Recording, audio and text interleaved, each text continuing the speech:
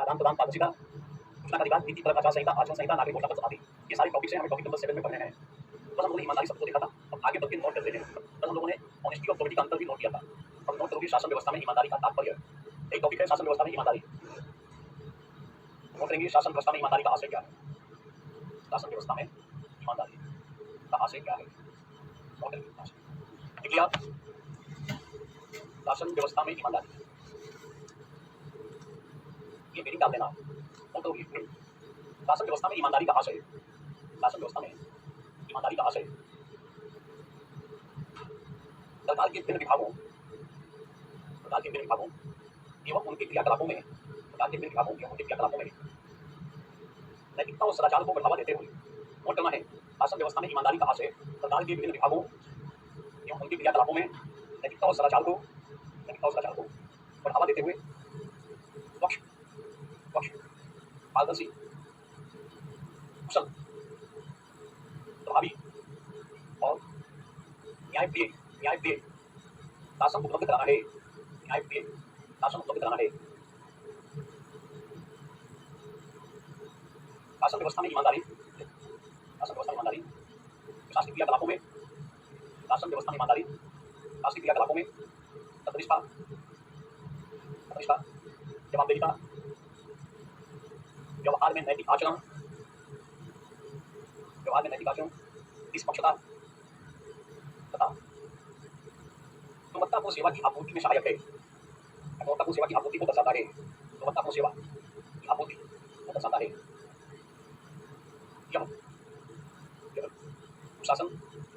यह सुशासन एवं नैतिक शासन की स्थापना में सहायक है। बोल रहा हूँ, लिखते रहो, लिखित केसरी। ये सुशासन और नैतिक शासन की स्थापना में सहायक है। मान लो ये अगर आ गया शासन व्यवस्था में ईमानदारी, तो बोलेंगे शासन व्यवस्था में यदि ईमानदारी है, इससे सुशासन की स्थापना में मदद मिलेगी, इससे नैतिक शासन की स्थापना में मदद मिलेगी। नैतिक शासन व्यवस्था में ईमानदारी को बढ़ावा देने के लिए क्या करना चाहिए? पारदर्शिता बढ़ानी चाहिए, नागरिक घोषणा पत्र होना चाहिए, सूचना का अधिकार होना चाहिए। इनमें से कई बातें निकाल सकती हो, यदि सिलेबस है तो। शासन व्यवस्था में ईमानदारी के व्यावहारिक आयाम, आज से लिखा शासन व्यवस्था में ईमानदारी का। अब हम लिख रहे हैं शासन व्यवस्था में ईमानदारी के व्यावहारिक आयाम। सेवक को तथ्यों एवं आंकड़ों को, सच्चाई के साथ प्रस्तुत करना चाहिए। तथ्यों आंकड़ों को सच्चाई के साथ प्रस्तुत करना चाहिए। इसमें यदि कोई त्रुटि है फिर तुरंत सुधार करना चाहिए। ऐसा नहीं गलती है उसी को आप सिद्ध किया जा रहा है, गलती हो तो सुधार किया जाना चाहिए। संसाधनों का उपयोग केवल उन अधिकृत उद्देश्यों के लिए, करना चाहिए। इसके लिए उनका आवंटन किया गया है।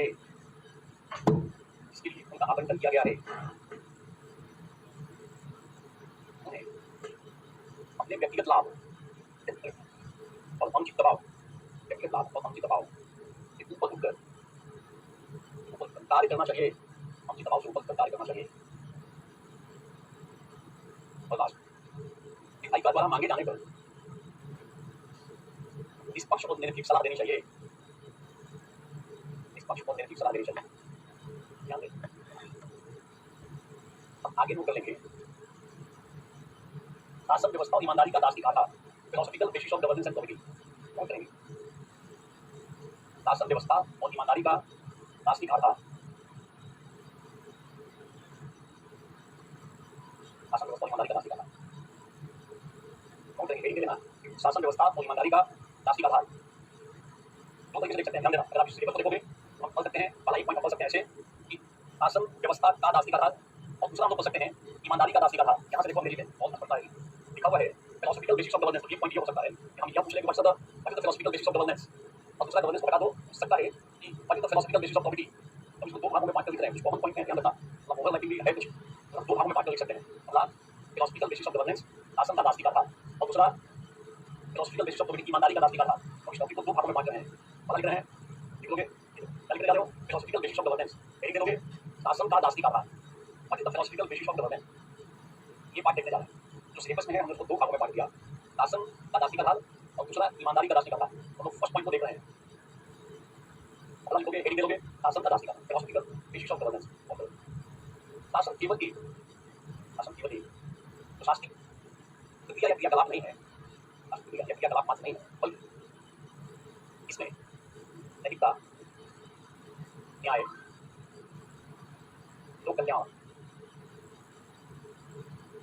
और कर्तव्य और कर्तव्य उत्तरदायित्व और धारणा से भी संबंधित है, बल्कि कर्तव्य उत्तरदायित्व की अवधारणा से भी संबंधित। शासन जो है प्रशासनिक प्रक्रिया नहीं है, बल्कि इसमें नैतिकता की बात होती है, कर्तव्य की बात होती है, अधिकार की बात होती है, सारी चीजें होती है शासन के भीतर। यही भी फिलोसॉफिकल ग्राउंड आता है। हमने लिखा शासन की प्रशासनिक प्रक्रिया या क्रियाकलाप मात्र नहीं है, बल्कि इसमें नैतिकता, न्याय, कर्तव्य को उत्तरदायित्व आदि की बात संबंधित हो रहा है। मेरा चेंज करके क्योंकि हम लोग पढ़ने जा रहे हैं शासन का दास का बात होगी 2 3 4 ऐसे करके लिख सकते हैं। जैसे कहाँ फिलोसॉफिकल ग्राउंड दिखाई देता है, जैसे लिखोगे पॉकेट में, पॉकेट में इसका फिलोसॉफिकल ग्राउंड दिखता है, पॉकेट के अनुसार, पॉकेट के अनुसार शासक को नैतिक मूल्यों और न्याय के आधार पर शासन करना चाहिए, नैतिक मूल्यों और न्याय के आधार पर शासन करना चाहिए। क्या प्रशासन जो है ना ऐसा होना चाहिए जो नैतिक मूल्यों को न्याय बताए कि राजा क्यों धारणा है, राजा को नैतिक मूल्यों से युक्त होना चाहिए, उसे न्याय आधारित शासन करना चाहिए, ऐसा पॉलिटिकल करते हैं फिलोसॉफिकल ग्राउंड। राजा को नैतिक होना चाहिए, न्याय को आचरण करना चाहिए। यहाँ कहा गया है कि प्रजा के हित में ही राजा का भी हित समाहित है, कहा गया है कि प्रजा के हित में ही राजा का भी हित समाहित है, प्रजा के हित में ही राजा का भी समाहित है। देखो सबसे पहले हम लोग टॉपिक जो लिया है, हम लोगों ने लिया है शासन का दास का, इसमें सबसे पहले पॉलिटिकल को देखा, ये कहते हैं जिसमें जनता का हित है वही राजा का हित है, राजा को नैतिक आचरण करना चाहिए, न्याय को आचरण करना चाहिए, प्रजा के सुख में राजा का सुख।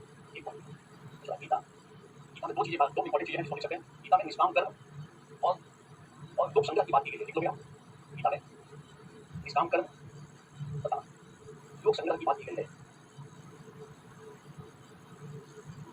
शासक को भी बिना किसी बाह्य दबाव या भय के अपने कर्तव्यों का पालन करना चाहिए, बाह्य दबाव या भय के अपने कर्तव्यों का पालन करना चाहिए। तो लोक संग्रह का मतलब होता है उन्हें जनहित में कार्य करना चाहिए। लोक संग्रह का मतलब लोक कल्याण, उन्हें व्यावहारिक नैतिकता के स्तर पर लोक कल्याण को, उन्हें व्यावहारिक नैतिकता के स्तर पर लोक कल्याण, लोक संग्रह मतलब लोक कल्याण, सार्वजनिक कल्याण, जनहित, सार्वजनिक हित, उन्हें व्यक्तिगत नैतिकता के स्तर पर लोक कल्याण को जीवन का लक्ष्य मानना चाहिए, जीवन का लक्ष्य मानना चाहिए।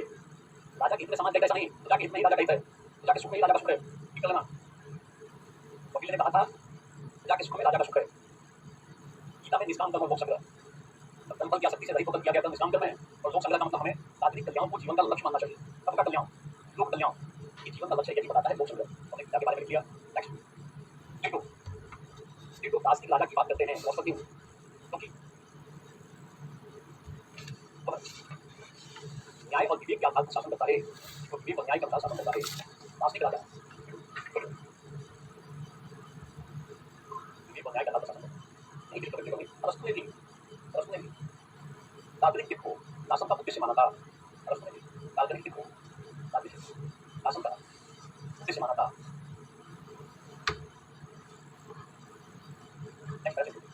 कांट द्वारा बताया गया सार्वभौमिकता का सूत्र भी, कांट द्वारा बताया गया सार्वभौमिकता का सूत्र भी शासन को नैतिक आधार प्रदान करता है। सार्वभौमिकता का सूत्र कांट में हम लोगों ने पढ़ा है, जाकर देखोगे। सार्वभौमिकता का सूत्र भी शासन को नैतिक आधार प्रदान करता है। इसके अनुसार हमें उसी नियम के अनुसार कर्म करना चाहिए जिसे सार्वभौम बनाए जा सकने की संभावना विद्यमान हो।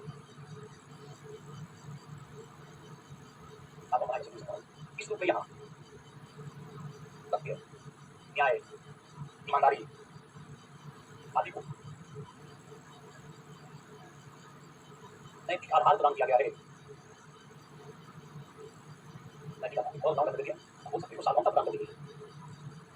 नेक्स्ट, जॉन रॉल्स का यह मानना है कि जॉन रॉल्स जो हम लोग पढ़ रहे हैं ईमानदारी का शासन का दार्शनिक था, कई सारे फिलोसफर को विचारकों को लिख रहे हैं। जॉन रॉल्स के अनुसार न्याय निष्पक्षता है, न्याय निष्पक्षता है। निष्पक्षता क्या भाव में? निष्पक्षता क्या भाव? न्याय की समुचित व्याख्या नहीं हो सकती। निष्पक्षता क्या भाव में? न्याय की समुचित व्याख्या नहीं हो सकती। महात्मा गांधी का भी मानना था कि सत्य और अहिंसा का मार्ग, शासन होना चाहिए। इसमें अंतरात्मा की भूमिका महत्वपूर्ण है। शासन अंतरात्मा के साथ होना चाहिए, याद रखिए। क्रांति मतांशा अभी पहला चेंज करिए। शासन की मूल दार्शनिक तत्व कौन-कौन से तत्व आ जाएंगे शासन जो फिलोसॉफिकली होना चाहिए? नोट करोगे शासन के मूल दार्शनिक तत्व, पहला पॉइंट करोगे प्रतिष्ठा, दूसरा न्याय, तीसरा समानता, समानता, निष्पक्षता, नागरिक कल्याण, अधिकार और कर्तव्य की समुचित व्यवस्था एवं कर्तव्य बोध, एवं कर्तव्य बोध। ध्यान दें, अभी हम लोगों ने देखा है ईमानदारी का, अभी हम लोगों ने देखा फिलोसॉफिकल बेसिस ऑफ गवर्नेंस, मतलब गवर्नेंस का दार्शनिक आधार क्या है। तो गवर्नेंस के दार्शनिक आधार में हमने वकील के बारे में बताया, वकील करते हैं प्रजा के हित में, प्रजा का हित है, इसी बात करते हैं, राजा को जनहित में कार्य करना चाहिए। हमने गीता को देखा, गीता कहती है इस काम को करो और लोक संग्रह को एक्सेप्ट करो। इस काम करने का मतलब हमें अपने कर्तव्य का दृढ़तापूर्वक पालन करो, परिणाम की ज्यादा परवाह नहीं करनी चाहिए, हमें कर्म की आसक्ति से रहित होकर कर्म करना चाहिए। इस काम पर अनासक्त है, जनहित में काम करना चाहिए। ये सब हम लोगों ने देखा, फिर हम लोगों ने आगे बढ़ के को भी देख लिया, सुराज को देख लिया, लॉस को, आठ को पढ़ा देखा। अब नोट करते हैं, ध्यान देना, फिलोसॉफिकल बेसिस ऑफ प्रॉपर्टी, बहुत कई सारे बहुत पॉइंट्स आएंगे, नोट करोगे फिलोसॉफिकल बेसिस ऑफ प्रॉपर्टी। अभी तक फिलोसॉफिकल बेसिस ऑफ गवर्नेंस देखा था, हम लोगों ने शासन का दार्शनिक आधार देखा था, अब लोग ईमानदारी का दार्शनिक आधार देख रहे हैं। Philosophical basis of property note करेंगे, फिलोसॉफिकल बेसिस ऑफ प्रॉपर्टी शासन व्यवस्था में ईमानदारी का होना शासनिक नैतिकता को बढ़ावा देने के लिए, शासनिक नैतिकता को बढ़ावा देने के लिए आवश्यक है, आवश्यक है। कौन सी चीजें हम लिख सकते हैं, ध्यान देना ईमानदारी को लेकर, यहाँ पर हम लोग देख लेते हैं, ध्यान देना, और नोट करेंगे जब हम कहते हैं फिलोसॉफिकल बेसिस ऑफ प्रॉपर्टी, ध्यान देना, तो मतलब ईमानदारी का दार्शनिक आधार, कहाँ कहाँ ईमानदारी की बात की गई उसको देखने का प्रयास करते हैं। नोट करोगे जैन दर्शन के पंच महाव्रत में, जैन दर्शन का पंच महाव्रत वाला पकड़, जैन दर्शन का पंच महाव्रत, इसमें श्री ईमानदारी की बात है, सबके हिसाब से ये कर दीजिए। दूसरा बौद्धों का शालिक मार्ग, बौद्धों का शालिक मार्ग, इसमें भी ईमानदारी की बात की गई है। सबके संदर्भ, सबके बाकी सब लोग पढ़ चुके हैं, ध्यान देना, हम टॉपिक नंबर 5 में शालिक मार्ग पढ़ चुके हैं। दोनों पहले जैन और बौद्ध को लिख लेंगे, लिख लेंगे। तीसरा पॉइंट योग दर्शन का यम, योग दर्शन का जो यम है, यह भी ईमानदारी को बढ़ावा देने में सहायक है। तो यम, यम भी 5 है, सत्य, अहिंसा, सत्य, इसको पंच महाव्रत से जोड़ सकते हो। यम, योग दर्शन में यम, गांधी, गांधी क्या कहते हैं, सत्य और अहिंसा की स्थिति, इसमें सत्य साध्य है और अहिंसा उसकी प्राप्ति का साधन है। यहाँ सत्य को ईश्वर कहा गया है, गॉड, सत्य को ईश्वर कहा गया है।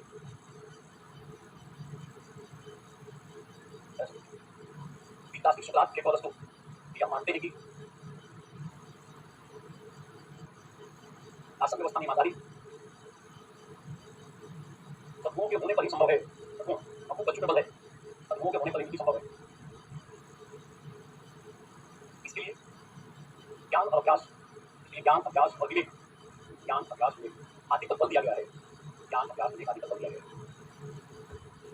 इन सबको हम बता सकते हैं ईमानदारी का दार्शनिक आधार, फिलोसॉफिकल बेसिस ऑफ प्रॉपर्टी। ध्यान देना, अगर ईमानदारी अगर है, प्रॉपर्टी है, तो शासन जो है वो पारदर्शी बनेगा, लोकहितैषी बनेगा, संवेदनशील बनेगा, अच्छा पथ प्रदर्शन करेगा। नोट करोगे, शासन व्यवस्था में ईमानदारी होने पर ही, शासन व्यवस्था में ईमानदारी होने पर ही प्रशासनिक मूल्यों का,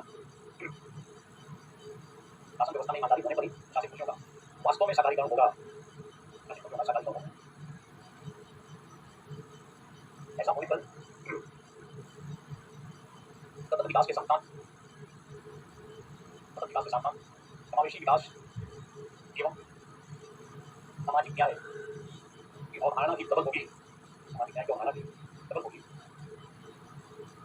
तथा वस्त्र लोकतंत्र की, तथा वस्त्र लोकतंत्र की स्थापना का मार्ग भी, वस्त्र लोकतंत्र की स्थापना का मार्ग भी प्रशस्त होगा, वस्त्र लोकतंत्र की स्थापना का मार्ग भी प्रशस्त होगा।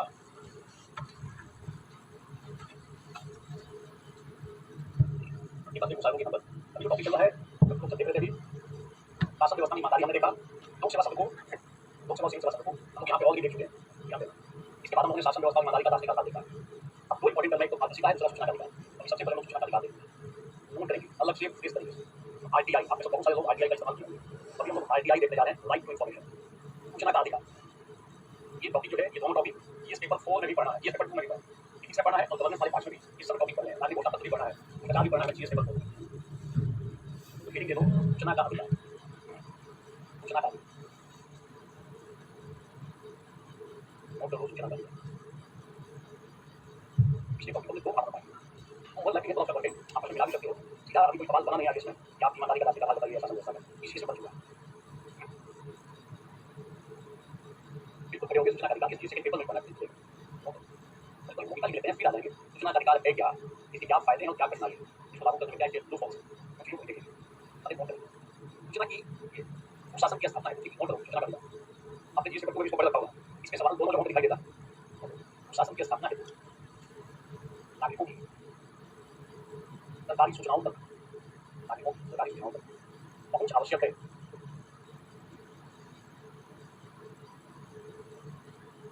नागरिकों को यह जानने का अधिकार है कि तत्काल और लोक अधिकारी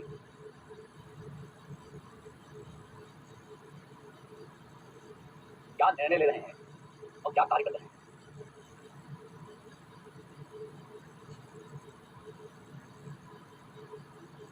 बारह अक्टूबर 2005 को सूचना का अधिकार अधिनियम देश में लागू हुआ। सूचना के अधिकार से यहाँ से अंडरलाइन करोगे, सूचना के अधिकार से, सूचना के अधिकार कहाँ से, उस वैधानिक नागरिक अधिकार से है, सूचना के अधिकार कहाँ से, उस वैधानिक नागरिक अधिकार से है देश के नागरिकों को, देश के नागरिकों को सरकारी क्रियाकलापों और निर्णयों से संबंधित सूचनाएं प्राप्त करने की अवसर एवं पहुंच, अवसर एवं पहुंच को उपलब्ध कराता है। सूचना के अधिकार की आवश्यकता भारतीय संविधान के अनुच्छेद 19(1)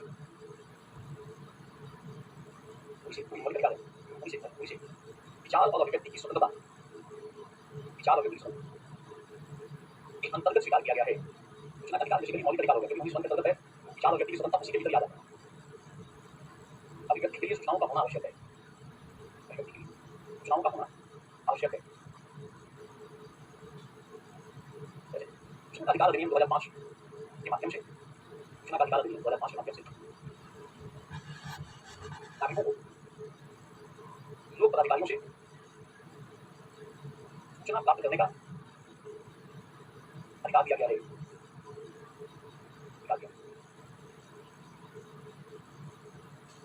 यहाँ लोक पदाधिकारी कहाँ से, लोक पदाधिकारी कहाँ से, ऐसे अधिकारी से है, टेक्निकल एस्पेक्ट है, लोक पदाधिकारी किसे कहेंगे, सूचना किसे कहेंगे, या लोक पदाधिकारी कहाँ से, ऐसे अधिकारी से जो संविधान या सरकारी आदेश के अधीन, सरकारी आदेश के अधीन गठित किया गया है। इसके अधीन गैर सरकारी संगठन भी आ जाते हैं जो पब्लिक फंड का उपयोग करते हैं।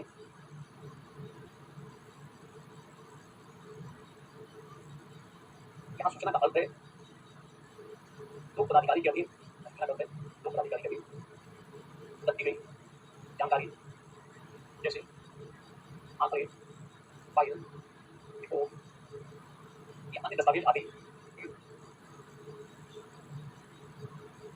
लाभ जवाबदेही और पारदर्शिता को बढ़ावा मिलता है, इससे जवाबदेही और पारदर्शिता को बढ़ावा मिलता है। अधिकारों के दुरुपयोग एवं अधिकारों के दुरुपयोग एवं अनियमितताओं पर, अधिकारों के दुरुपयोग एवं अनियमितताओं पर नियंत्रण लगता है। इससे प्रशासन संवेदनशील बनता है।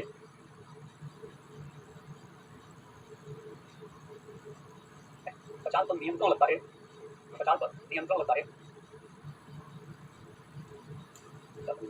इससे जनता को शासन के विषय में अधिक से अधिक जानने का अवसर मिलता है। इससे जन जागरूकता बढ़ती है। परिणामस्वरूप शासन में जन भागीदारी को बढ़ावा मिलता है तथा जन केंद्रित शासन की स्थापना का मार्ग, जन केंद्रित शासन की स्थापना का मार्ग प्रशस्त होता है। जन केंद्रित शासन की स्थापना का मार्ग प्रशस्त होता है। लाभ है यहाँ पे।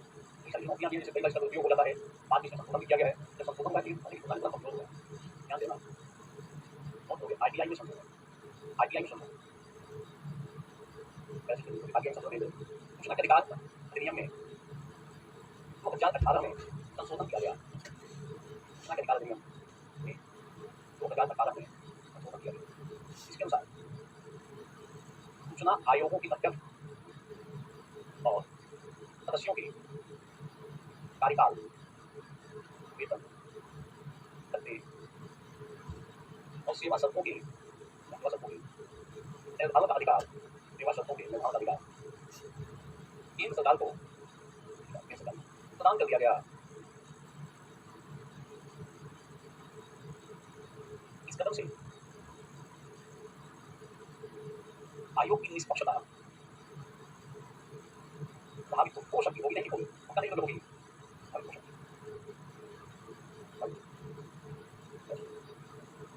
सूचना के अधिकार की हानि घाटा में होगी। कई लोग सूचना के अधिकार का उपयोग घाटा में करेंगे, घाटा या हानि। कई लोग इसका दुरुपयोग व्यक्तिगत दुश्मनी निकालने या बात की पूर्ति के लिए करने लगते हैं। बात की पूर्ति के लिए करने लगते हैं। कई बार लोग आगे लगा के परेशान कर देते हैं सामने, अपनी दुश्मनी निकालने लगता है सामने। प्रशासन ने नियमों और प्रक्रियाओं के प्रति कठोरता बढ़ सकती है। वित्त अधिकारी कहेगा कि काम नियम सही करेगा, आपका काम है, लेकिन कंपनी नहीं करेगी तो कितने रोक सकते हैं, क्या करेगा?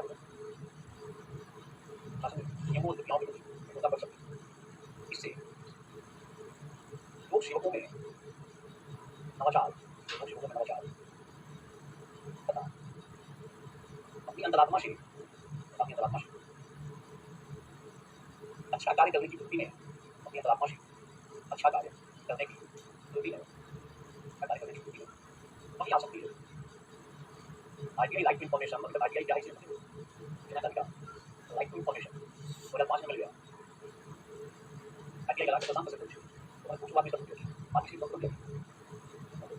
प्रशासनिक तंत्र पर अतिरिक्त कार्यभार बढ़ जाता है। क्या है काम करना कुछ और अधिकारी, इतना लोग आरटीआई लगा देते हैं, जवाब देते काम कुछ और करना कुछ और होता है। प्रशासनिक तंत्र पर अतिरिक्त कार्यभार बढ़ जाता है। इससे महत्वपूर्ण कार्यों से ध्यान हटकर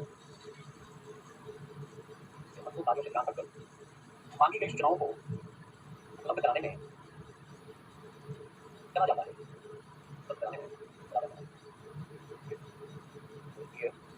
यह सूचना का अधिकार क्या है? इसमें लोक अधिकारी मतलब प्रिंटेड नोट देखोगे, लोक अधिकारी किसे कहेंगे, प्रिंटेड नोट देखोगे। सूचना का मतलब क्या, 3 पॉइंट डिटेल से लिखा हुआ वहां से देख लोगे। ध्यान देना।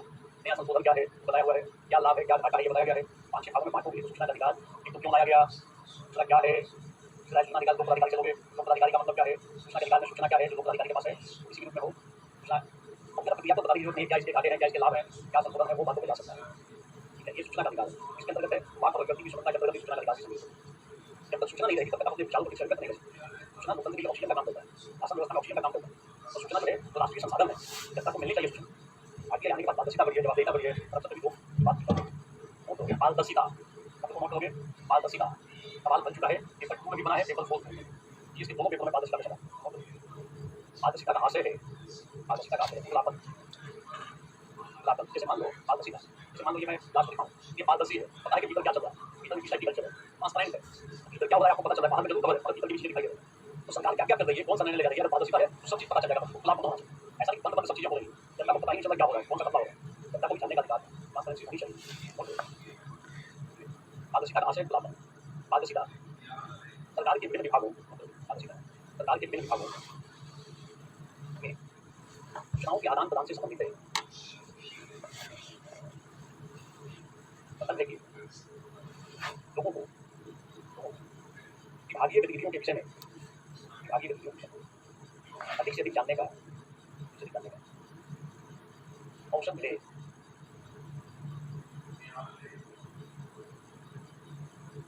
यह गोपनीयता की विरोधी अवधारणा है, यह गोपनीयता की विरोधी अवधारणा।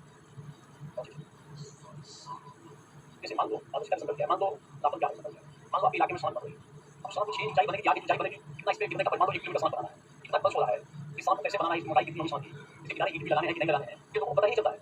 किसी को ठेका मिल गया, बनाया, ऊपर से लेयर डाला, काला-काला, कहीं पे 8 इंच है, कहीं पे 2 इंच है, कहीं पे केवल हल्का सा बिछा डाला है शायद। कैसे कस किया पता नहीं चला, लोगों को जानकारी नहीं कितना पैसा मिला है, कैसे बनाना है। बाद में हो गया ऊपर और उस प्रोजेक्टर हटा देगा, पारदर्शिता रहेगी, लोग पकड़ने के जनता को पता चल जाएगा, क्या हो रहा है सरकार के भीतर, कैसे ठेका दिया गया है, पारदर्शिता होनी चाहिए। पारदर्शिता का आया जनता से संबंधित मामलों, जनता से संबंधित मामलों, विभिन्न प्रोजेक्ट, विभिन्न योजनाएँ, आदि के खर्च, गुणवत्ता के संबंध में खुलापन होना। जैसे बिहार में बार-बार पुल गिर जाता है, तो ट्रांसपोर्ट सिस्टम में किसको ठेका दिया गया, किस आधार पर दिया गया, क्या-क्या उसको करना था, कितने दिन में बनाना था, पब्लिक को पता नहीं चल पाता है सब चीज़। क्यों दिया गया, बनाते हो क्या-क्या वो करेगा, बिहार में देखोगे पुल जो है ना, कई सारे पुल हैं, अभी नए-नए बने हैं और उनकी स्थिति बिगड़ गई। और अभी भी कई ऐसे पुल हैं, अंग्रेजों के ज़माने के हैं, 75 साल से अधिक हो गए, अभी भी वहाँ पे आवागमन के लिए पुलों का इस्तेमाल होता है। उन्होंने 75 साल जो बनाया पहले, उसकी क्वालिटी इतनी है, अभी भी कई पुलों को परमिशन है आवागमन के लिए। तो सिस्टम बड़ा स्ट्रिक्ट था और स्वतंत्र भारत में बिहार का एग्जाम्पल देखिए, ये पूरी बंद उसमें ट्रांसपेरेंसी का सीधा अभाव है, अकाउंटेबिलिटी भी नहीं। कौन किसको दोषी कर रहा है, कौन अकाउंटेबल है, किसको कार्रवाई होता है पता नहीं चलता है। अलग-अलग कारणों से पूरे बिहार में जो है टूट जाता है। कई बार उद्घाटन के पहले टूट गया, कई बार आज उद्घाटन के अगले महीने टूट गया। भारी बारिश से भी टूट सकता है, तो सवाल ये पूछे कि मैं आईएएस में बिहार में पुल गिरने के कितने कारण हैं, 4 कारण। भारी वर्षा से गिर सकता है, भारी तेज हवा से गिर सकता है और बहुत ज़्यादा गर्मी यदि पैदा होगी तो पुल में जो लगे हुए जो लोहे की रॉड होती है वो भी पिघलने लगती है, उससे भी पुल गिर सकता है। उद्घाटन के पहले या उद्घाटन के बाद गिर सकता है। तो सारे कारण बिहार में आने लगने के मान्य हैं। ऐसा दिखता है, पुल गिरता है तो चर्चा होती है कि पुल गिर गया। बाद में क्या एक संबंध पता नहीं चलता। बिहार चंदे को लाओ पूरे साउल इतना सीमेंट कब जोड़ो जल्दी मांग रहा है। बिहार में तुम लोग बिहार के देखो खबर लगता है किसी और बहुत चीज़ से बात करता है, किसी और स्टेट से बात करता है। जैसे बिहार में हम लोग जहाँ देखोगे अलग अलग समय में पुलों के बारे में आता है, कई पुल पिछले 5-7 साल में ना गिर गए, उद्घाटन के पहले नहीं गिर गए। तो बोलते छूने से भी गिर सकता है, पुल जाके छूने चलते हैं उसको उससे गिर गए, वो चारों धक्का लगाएंगे तो हो सकता है हम गिरे, मेरे यहाँ गिरा वो तो पक्का गिरेगा, तो रोशनी गिरेगा। मजबूत पुल क्यों नहीं बनाया, बनाने का तो दावा करता है मैं मजबूत बना रहा हूँ, तो कब से गिरे तो बात समझ में आती है। आदर्श का रिसर्च करते हैं, वो एक साल बोले मिस्त्री मिस्त्री का नहीं, कई सारे गेम पे गेम, हर एक खेल है, उसके भीतर भी खेल है। ये पारदर्शी होगी तभी और जवाब देगा कि कभी बदल सकता है। ठीक है, एकदम रिसर्च करते रिसर्च कर लिया है, तो भांति-भांति अकाउंट बता रहे हैं कि मिस्त्री कब लोग था, मैं नहीं था, कहीं आप नहीं लगा, सब है, सब कारण है। उसके बाद और भी तो कारण है, और कारण तो वो है, ध्यान दें। बिहार में एक कहाँ पे पुल बना कहीं पे, उन्होंने 90 डिग्री में पुल को घुमा दिया। अब हम लोग कौन सा इंजीनियर था वो, ऐसे पुल बनाए कहीं पे, ऐसे पुल या उसके बाद एक बार यहाँ साथ, ऐसे मॉडल बना सकता था, कि इससे कोई ट्रैफिक का प्रॉब्लम नहीं होगा। तो 90 डिग्री में पुल को घुमा दिया, करप्शन, लोगों को पता नहीं था पुल का नक्शा कैसे पारित हुआ है, पारदर्शिता की सब कमी, भ्रष्टाचार, वही दूसरी आती है स्थिति। ये ऐसे ही पुल बन जाते हैं, देखने के बाद लगता है सब कुछ संभव है, कुछ भी संभव है, संभव कुछ भी नहीं। बनाने वाला और सबसे उद्घाटन करने वाला, इसको भैया उद्घाटन करने के लिए जानदार ने पुल बना दिया, इस पुल से लोगों को बड़ा फायदा होगा। बाद में लोग कितने कोई 90 डिग्री घुमाए हुए, इतनी दिक्कत। तो नेताजी को पता नहीं चलता, पुल को बाद में जाते हैं ना, तो उद्घाटन करने की कमी को लगता है पुल को कहाँ पर गया। नेता तो बहुत ऐसा तो नहीं बहुत इस प्रकार इंजीनियर टाइप का है, पुल को गाइड करते हैं ना, सारे नेता स्मार्ट है, सभी को अलग लेकर के बना देते हैं, सारी स्थितियाँ नहीं होती।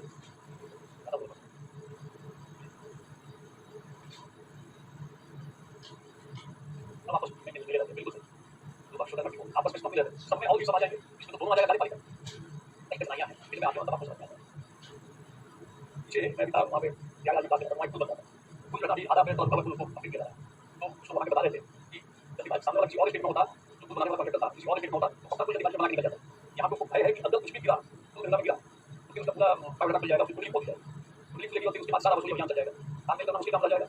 हमारी सतर्कता के साथ एक चीज़ को अपना गिरता रह देते लोग वही बता देते कि यही कंपनी किसी और जगह पे रहती है, संभव जैसे कहीं और मतलब अब नहीं किसी और संभव तालमेल करके जल्दी से पुल को बना के चलो तो बदमाश गाना जाना 2-4 साल के बाद गिर जाता है, गर्मी है, ठीक है, कहीं रात में चलोगे तो पूरा कहाँ गिर जाए, कहाँ का सब वसूली हो जाए। कई बार हैवी पैदा करना जरूरी है, जब बनाने वाले को ये लगता है कि मैं बच के निकल जाऊँगा तो फिर तो वो हो सकता है पैदा देता है कोई दिक्कत नहीं बचता है। ठीक है, मैंने बोला जी मौका पहले से मिल जाता है, हो गया उसको मौका तक पहुँच गया, आगे बढ़ गया। फिर नागरिक खर्च हो, अनुबंध हो और सेवाओं की उपलब्धता आदि के बारे में नागरिक खर्च हो, अनुबंध हो। जैसे सरकार ने मान लो पुल बनाने का ठेका दिया तो सारी चीज़ों को पब्लिश कर देना चाहिए, कितने करोड़ में दिया गया, कितने दिनों में बनेगा, किस स्तर की क्वालिटी इसमें लगेगी, उसमें सोशल ऑडिटिंग भी डाल देता, कहीं आप पब्लिक भी जाकर ऑडिट कर सकते हो, उसमें काम कराओ कुछ या अन्य लोगों को भी देता परमिशन, कई बार पुल बनता है उसमें देते हैं, अलग अलग मान बनता है, कई बार फोटोग्राफर्स या यूट्यूबर्स पहुँच के दिखाते हैं कि हाँ से पुल बनने लगता है, जागरूकता बढ़ती है इससे पब्लिक को, नागरिक खर्च और सेवाओं की उपलब्धता आदि के बारे में सूचनाओं का होना, पारदर्शिता का लाभ क्या है, पारदर्शिता का लाभ क्या है, गोपनीयता को कम करें, गोपनीयता को कम करें, भ्रष्टाचार पर अंकुश लगाने में सहायक है, भ्रष्टाचार पर अंकुश लगाने में सहायक है, विभागीय अनियमितताओं, विभागीय अनियमितताओं, लीड गतिविधि, लीड गतिविधि, जैसे कठिनाइयों को दूर करने में सहायक है, ये सरकार और नागरिकों के बीच, ये सरकार और नागरिकों के बीच दूरी को कम करने में सहायक है।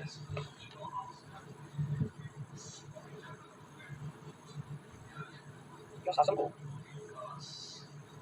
संवेदनशील एवं पारदर्शी बनाने में सहायक है। संवेदनशील एवं पारदर्शी बनाने में मुख्य भूमिका निभाती है।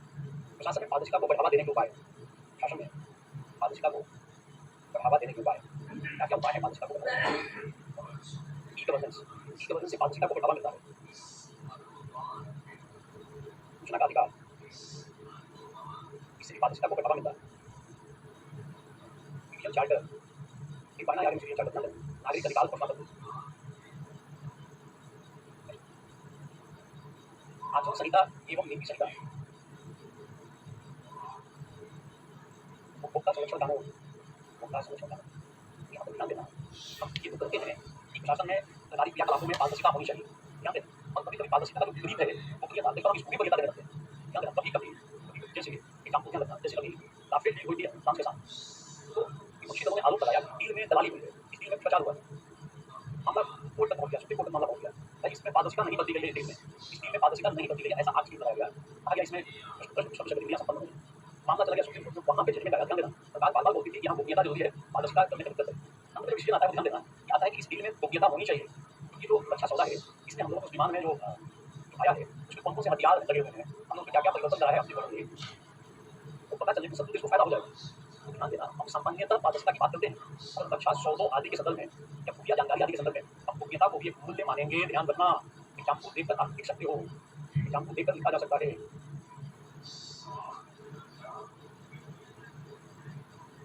तो आई थी जो ज्ञान बोला गया, विमान लिया था राफेल आया था, युद्ध विमान, ध्यान देना। इस डील में अंत आया कि गोपनीयता जरूरी है। अगर हम उसको बता देंगे तो फिर कितने में डील होगी, सरकार ने अंत तक नहीं बताया, ध्यान रखना।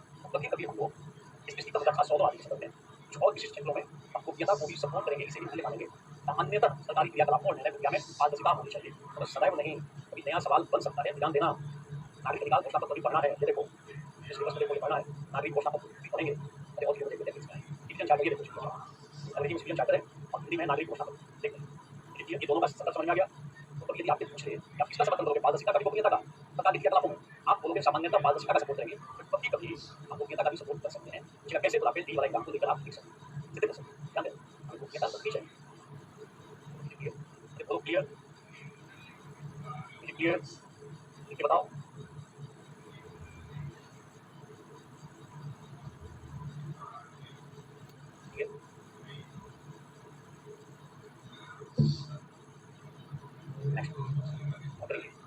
कार्य संस्कृति, ये कभी डिबेट हो सकता है। मान लो अभी इंटरव्यू करने गए और आपसे पूछिए कि आप किसको सपोर्ट करोगे, पारदर्शिता की गोपनीयता का, शासन में क्या होना चाहिए?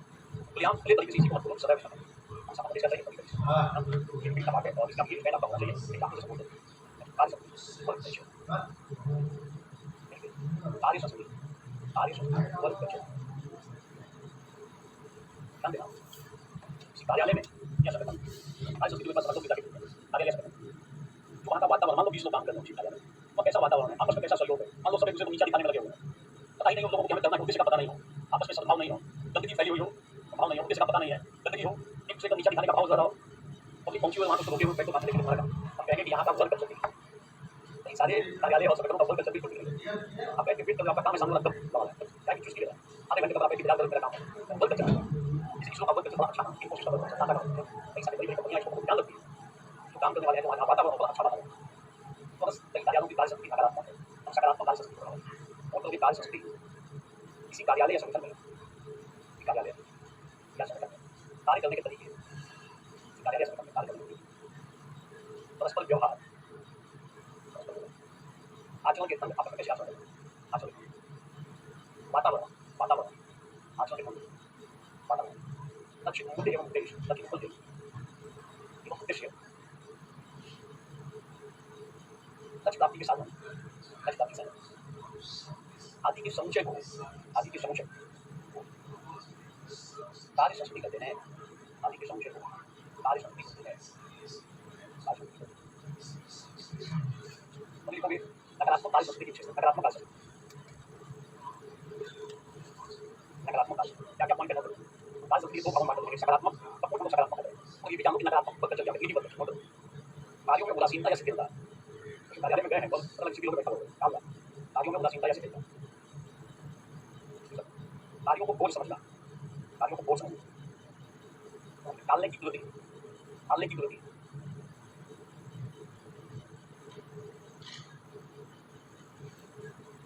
उपबंधन, मिसमैनेजमेंट, उपभोक्ताओं के प्रति असंवेदनशीलता, उपभोक्ताओं के प्रति असंवेदनशीलता। कई बार कोई मान लो वृद्ध व्यक्ति चला गया किसी जगह पे, उसका काम है, खड़े होने में दिक्कत है, कई बार खड़ा रहते हैं, अरे कार्य पत्थर ठीक होगा, तो उसको आगे कुछ क्या कुछ क्या काम होगा, फिर यहाँ पत्थर की तो सारी चीजें आती हैं। कई जगह जाओगे गंदगी फूल दिखता है, गंदगी क्या ये सब बैठे हुए, मकड़ी का जाला दिखाई देगा, फूल भी दिखाई देगा, गंदगी दिखाई देगी, वो पान के पीछे दिखाई देंगे, पहले यहाँ पे नकारात्मक होता है, सिर्फ दिखाई देगी, पैसा बनाने की तरह ये सब नकारात्मक होता है। नकारात्मक कार्य समझिए, नकारात्मक कार्य समझिए, लक्ष्य एवं उसकी प्राप्ति के लिए, लक्ष्य एवं उसकी प्राप्ति के लिए, साधन की स्पष्टता, लक्ष्य एवं उसकी प्राप्ति के लिए, साधन की स्पष्टता, स्वच्छ वातावरण, परस्पर सहयोग की भावना, उपभोक्ताओं के प्रति संवेदनशीलता, संवेदनशीलता, अच्छे कार्य करने वाले को, अच्छे कार्य करने वाले को प्रशंसा पुरस्कार और प्रोन्नति, अच्छे कार्य करने वाले को प्रशंसा पुरस्कार और प्रोन्नति, जबकि कार्य में शिथिलता बरतने वाले को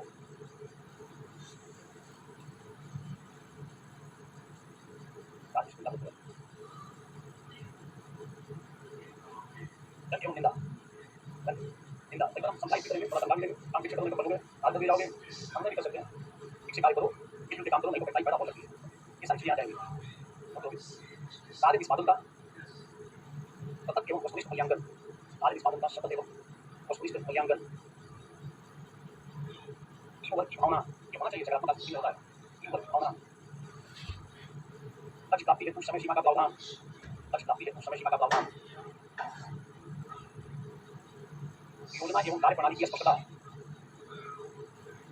योजना एवं कार्य प्रणाली की स्पष्टता, नवाचार एवं सृजनात्मकता का सम्मान, नवाचार एवं सृजनात्मकता का सम्मान,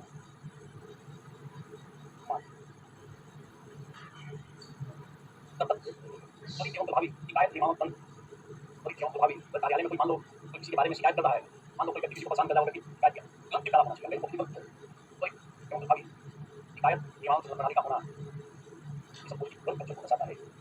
आप एग्जाम्पल ले सकते हो, जैसे टाटा का बहुत बच्चे हो, इसरो का, इन्फोसिस का, इसरो का प्रोजेक्ट चला है, अगर आप लिख सकते हो, इसरो लिखो, इसरो में ये स्थिति रहती है कि टॉप लेवल पे बैठे हुए होंगे, जो अपने सहयोगियों के साथ जूनियर होंगे, भी करने में आ सकते हैं, बात करते हैं, आप जूनियर हो, जूनियर लेवल पे हो, आपका टॉप पोजीशन होगी, आपसे बात कर रहा है, आपसे हालचाल पूछ रहा है, आपके साथ बैठे खाना पीना चल रहा है, एक बार सुनो हो गया, आपका बहुत अच्छा है, मिलजुल के काम कर रहा है, सारे लोग दिल से मेहनत कर रहे हैं, अपना काम पे ध्यान दे रहे हैं, ये किसी मान लो 50 लोग काम करते हैं, ये कोई दिक्कत हो रही है तो दूसरा व्यक्ति जाकर उसकी मदद कर रहा है, या दूसरी जगह जाकर सपोर्ट दे रहा है, और स्वच्छता भी है, हेल्दी एटमॉस्फेयर है कार्य करने का, और ये सकारात्मक है, ठीक है, इस पक्षों को आगे बढ़िए, थैंक यू।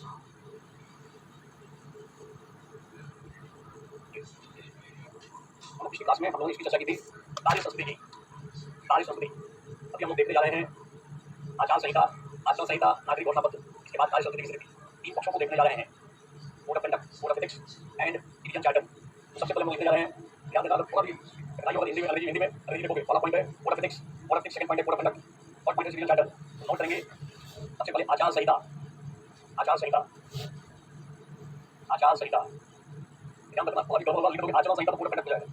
हम लोग को अपना जो पॉइंट है वो आचार संहिता, ब्रैकेट में लिखोगे कोड ऑफ एथिक्स, लिख लेना है, अंग्रेजी लिखना जरूरी है, नहीं तो समस्या पैदा हो सकती है। तो अभी हम लोग कर चुके हैं जी, देखो पहला पॉइंट है आचार संहिता, दूसरा पॉइंट है पहला आचार संहिता, दूसरा है आचरण संहिता। तो पहले डिस्कस कर लेते हैं, फिर नोटिस देंगे आचार संहिता और आचरण संहिता। तो अगर कभी कोई पूछ ले क्या दरअसल प्रश्न कि शासन व्यवस्था में ईमानदारी को बढ़ावा देने के लिए क्या करना चाहिए, तो हम कर सकते हैं आचरण संहिता और आचार संहिता का अनुपालन सुनिश्चित हो। अगर आचरण संहिता है और आचार संहिता code of conduct, code of ethics दोनों हो तो शासन व्यवस्था में ईमानदारी बढ़ेगी। इन दोनों को करने के बाद हम दोनों के अंतर को भी देख लेंगे। अंतर भी पूछा जा चुका है कोड ऑफ एथिक्स और कोड ऑफ कंडक्ट, तो वैसे पूछे फायदा क्या है code of conduct, code of ethics का, बोलोगे इससे शासन व्यवस्था में ईमानदारी को बढ़ावा मिलता है, इससे सेवा प्रदान करने की गुणवत्ता में वृद्धि होती है। आप बोल सकते हैं इससे लोक नीति के सदुपयोग को बढ़ावा मिलता है। आप लिख सकते हो शासन व्यवस्था में ईमानदारी होने पर भ्रष्टाचार पर नियंत्रण लगेगा, इससे सकारात्मक कार्य संस्कृति को बढ़ावा मिलेगा। कहने का मतलब है यदि सिलेबस याद है 5-6 लाइन तो वैसे लिखोगे दिमाग लगाकर, अगर सिलेबस याद है तो। अगर कभी ये सवाल पूछ ले कि शासन व्यवस्था में ईमानदारी को कैसे बढ़ावा दोगे, तो नीचे वाले पॉइंट को पॉइंट्स बना दो, नीचे वाला लिखा हुआ है, हमें पारदर्शिता को बढ़ाएंगे तो ईमानदारी बढ़ेगी, सूचना के अधिकार को लाएंगे तब ईमानदारी बढ़ेगी, नीति पर आचार संहिता, आचरण संहिता को लागू करेंगे तो ईमानदारी बढ़ेगी। ऐसा हम लोग कर सकते हैं। सिलेबस को ठीक से ध्यान रखना आवश्यक है। लोग 2-3 साल से पढ़ रहे हो तो सिलेबस याद नहीं है, और तो बात छोड़ दो, तो 3 साल के बदले 13 साल पढ़ ले, कोई अंतर नहीं होता। तैयारी 13 साल के बाद भी करेंगे तो सिलेबस याद नहीं, ये स्थिति है। 5 साल से पढ़ रहे हो तो सिलेबस क्या पता नहीं, अंग्रेजी का शब्द क्या उसके लिए कोई खास शब्द के लिए पता नहीं, अभी फोटो के फटाफट लिखोगे, कोड ऑफ बता देखो यहाँ लिखा हुआ है, कोड ऑफ एथिक्स सबसे पहले, तो सबसे पहले कोड ऑफ एथिक्स लिखना है। आचार संहिता या नीति संहिता लिख लोगे आप, आचार संहिता या नीति संहिता, तो आचार संहिता या नीति संहिता। अब तो जादू है, बिल्कुल सही बोल रहे हो। शब्दों में तो शब्दों की ताकत जो है ना, शब्द को ब्रह्म माना गया, ध्यान रखना, शब्द ब्रह्म है, ये बड़ा सुपीरियर अवधारणा है शब्द ब्रह्म की। यहाँ शब्दों में इतनी ताकत मानी गई है, इतनी शक्ति है शब्द में, ऐसा कर सकते हैं किसी को सुसाइड भी करा सकते हो, तो शब्दों में इतनी ताकत है, ऐसा कहा गया है कि मृतप्राय व्यक्ति को भी आप जीवन दे सकते हो शब्दों के माध्यम। तब ताकत बहुत है। शब्दों से खेलने की आदत डालो, अगर पहले में बनना चाहते हो या इसमें नहीं जाना है, तो आचार संहिता और एथिक्स पहले लिख रहे हैं। आचार संहिता के बदले में नीति संहिता भी लिख लो, ये लिखोगे आचार संहिता या नीति संहिता, ब्रैकेट में जरूर लिखोगे कोड ऑफ एथिक्स। ये क्लियर,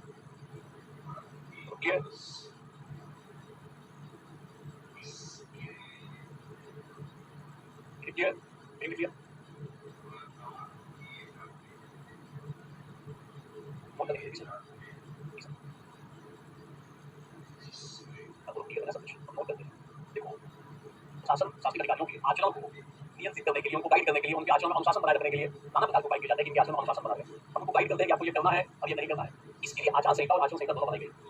आचार संहिता फंक्शनल है ऑलरेडी, इसको लेकर कई तरह की समस्याएं हैं, यानी आचार संहिता बोले क्योंकि अधिकारी है नहीं, और तो आचार संहिता या नीति संहिता, नीति संहिता कुछ नैतिक मूल्यों या मानकों का, नैतिक मूल्यों मानकों का संग्रह होता है जो सदस्यों के कार्य व्यवहार को, नीति संहिता कुछ नैतिक मूल्यों जो मानकों का संग्रह होता है जो सदस्यों के कार्य एवं व्यवहार का, कार्य एवं व्यवहार का मार्गदर्शन करता है।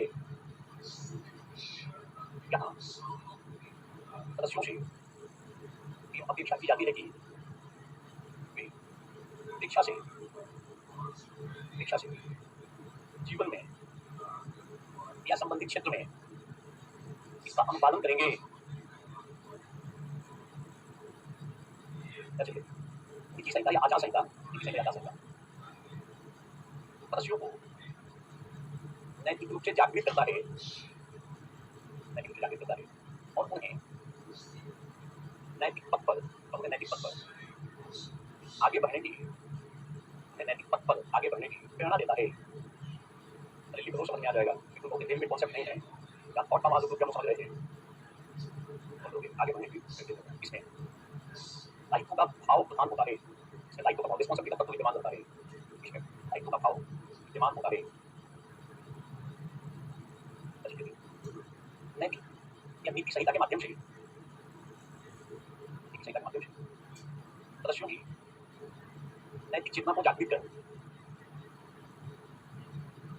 उनका नैतिक मार्गदर्शन किया जाता है, नैतिक मार्गदर्शन किया जाता है। इसमें अंतरात्मा की भूमिका होती है।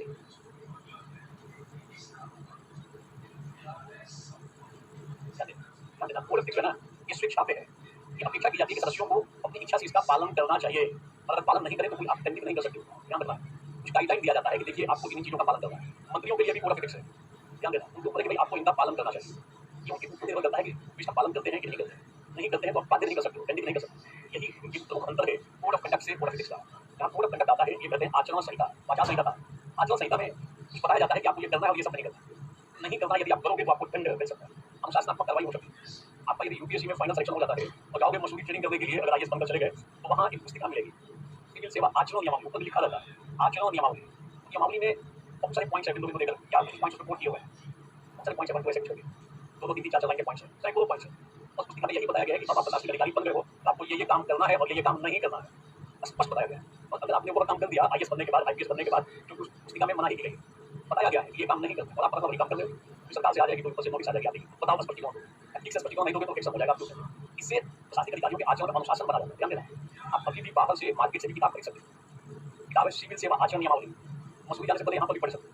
उसमें बताया गया है कि आपको किसी राजनीतिक दल को चंदा नहीं देना चाहिए, पॉइंट हो गया।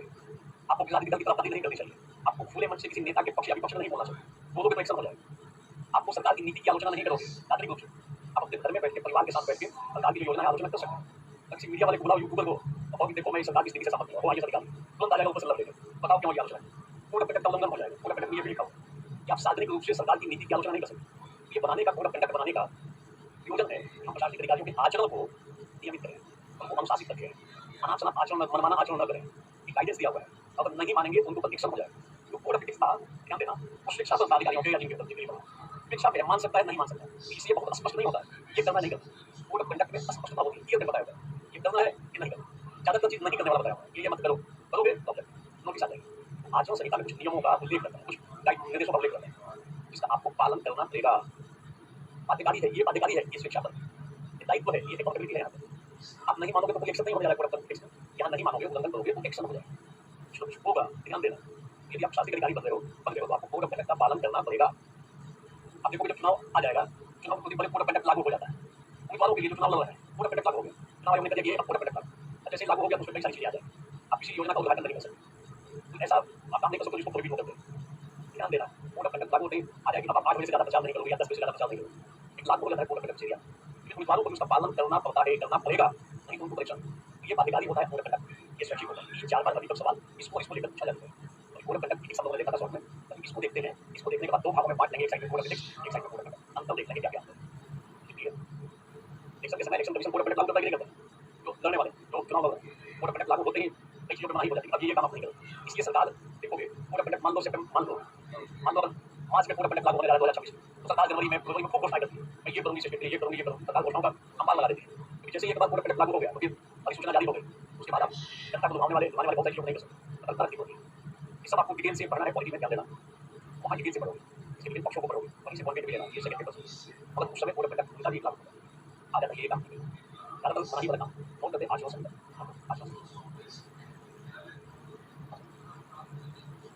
हम लोग सिलेबस बेसिकली आचरण संहिता जो है वो बिजली प्रशासन के संदर्भ में पढ़ा है, कोई लोक प्रशासन के संदर्भ में। ध्यान देना, बीसीसीआई का भी कोड ऑफ कंडक्ट है, वो खिलाड़ियों को बताती है आपको ये करना है, ये नहीं करना है। मान लो कोई खिलाड़ी क्रिकेट खिलाड़ी गया है और नाखून से उसका जो क्रिकेट का बॉल उसके आगे को अलग से निकाल रहा है, उसके ऊपर कोड ऑफ कंडक्ट लागू हो जाएगा, दंडात्मक कार्रवाई हो सकता है 4 महीने से बाहर। तो जाके कोई रेसलिंग ले जाए अपने कपड़े पे, उससे गेंद को लड़ने लगे, कोड ऑफ कंडक्ट उल्लंघन हो जाएगा, नहीं कर सकते। एक तरीके से रूल्स बने रहते हैं, बहुत छोटे-छोटे रूल्स हैं, हजारों की संख्या में। वो गाइड करते हैं आचरण को, ये करना है और ये कोड ऑफ कंडक्ट है, ध्यान रखो। घर में ऐसे लोगों को गुंडा बोलते हैं, रोहित साहब। ये लाइन कहाँ लिखोगे रोहित साहब? घर में ऐसे लोगों को गुंडा बोलते हैं। ये भी एक है, लिख के खुश है, इमोजी बना रहे हैं, अपने आप में खुश हो गया कि मैंने जानदार नहीं लिखा है रोहित साहब। लेकिन एक बात खुद ही मसला, दूसरे को पता चला कि अपने को पता चला, पता नहीं चलता है। घर में ऐसे लोगों को गुंडा कहते हैं। लाइन कहाँ लिखोगे? कौन से एग्जाम में लिखोगे? इंटरव्यू में जाकर बोलोगे? कहाँ लिखोगे ऐसे लाइन को? मनमानी तरीके से बोला था, एक लाइन लिखता है, उसमें क्या नाम आप लिखे हो, जो इच्छा हो सो लिख दो। घर में ऐसे लोगों को गुंडा कहता है। किसी से दिमाग में गुंडा, चोर, बदमाश टाइप का दिमाग में से होगा, लाइन में भी गुंडा सब करते हैं, पता नहीं कहाँ लिखेगा। ये अच्छे शब्द नहीं बोल रहे इसके दिमाग में। हाँ, जनाब बात करें, अब इसको उसके दिमाग में बोल रहे हैं, मत देना रोहित साहब। ये जय हिंद बोलने की माती नहीं बोल रहे, बिल्कुल सही बोल रहे हो। ये इंटरव्यू में ज़्यादा नंबर मिलेंगे, शिवानी देखो ऊपर है। लेकिन इंटरव्यू तक जाने के पहले पीजी पास करना होता है, ये क्यों नहीं बोल रहे हो शिवानी मुझे? जोश में इंटरव्यू तक पहुंचाने के लिए पहले पीजी पास करना होता है, फिर मेंस पास करना होता है, तब ना इंटरव्यू आता है। यार इनको शिवानी मुझे इंटरव्यू तक मिलना चाहिए, इंटरव्यू में ऐसा बोलेगा तो भले यही फंसेगा। और जोश में आ गए हैं, ऊपर है, फिर हम भी कुछ बोलेंगे। ये बोलती है, तो आगे बोलते हैं, तो आगे बोलते हैं। ये है, फिर प्रयागराज में बंद है, पेपर गया है। ये प्रयागराज में है ये। प्रयागराज में 45 दिन हो गया है। आगे बोलते हैं, यहाँ पे वोट दोगे, वोट आप इस तरीके को जिन सवाल आया है प्रशासन के संदर्भ में, तो लिखते हैं प्रशासनिक आचरण संहिता लिखो। प्रशासनिक आचरण संहिता, केवल आचरण संहिता नहीं, प्रशासनिक आचरण संहिता। प्रशासनिक आचरण संहिता नियमों का वह समूह है, प्रशासनिक आचरण संहिता नियमों का वह समूह जो कर्मचारियों या सदस्यों की आचरण अनुशासन बनाए रखते हैं। आचरण अनुशासन बनाए रखते हैं, अनुशासन बनाए रखते हैं। या उनके आचरण का नियमन करने के उद्देश्य से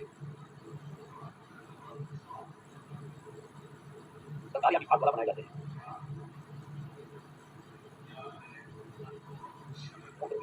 आचरण संहिता आवश्यक क्यों? आचरण संहिता आवश्यक क्यों?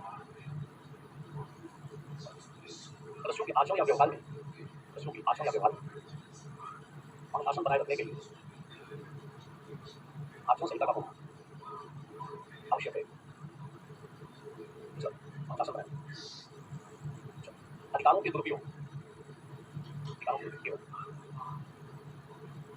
कर्तव्यों के उल्लंघन को रोकने के लिए, अधिकारों के दुरुपयोग को रोकने के लिए तो आचरण संहिता होना जरूरी है। इस अधिकारों का दुरुपयोग रुकता है, कर्तव्यों को उल्लंघन पे रोक लगती है। आचरण संहिता होती है प्रशासन में, शासन, प्रतिष्ठा, जवाबदेहिता, गैर तरफदारी, निष्पक्षता एवं वस्तुनिष्ठता को बढ़ावा देने के लिए प्रशासन को अधिक कुशल, अनुक्रियाशील बनाए रखने के लिए, अनुक्रियाशील बनाए रखने विवेकाधीन अधिकारों की दुरुपयोग को रोकने के लिए कोड ऑफ कंडक्ट के माध्यम से अधिकारियों को या कर्मचारियों को क्या बताया जाता है कि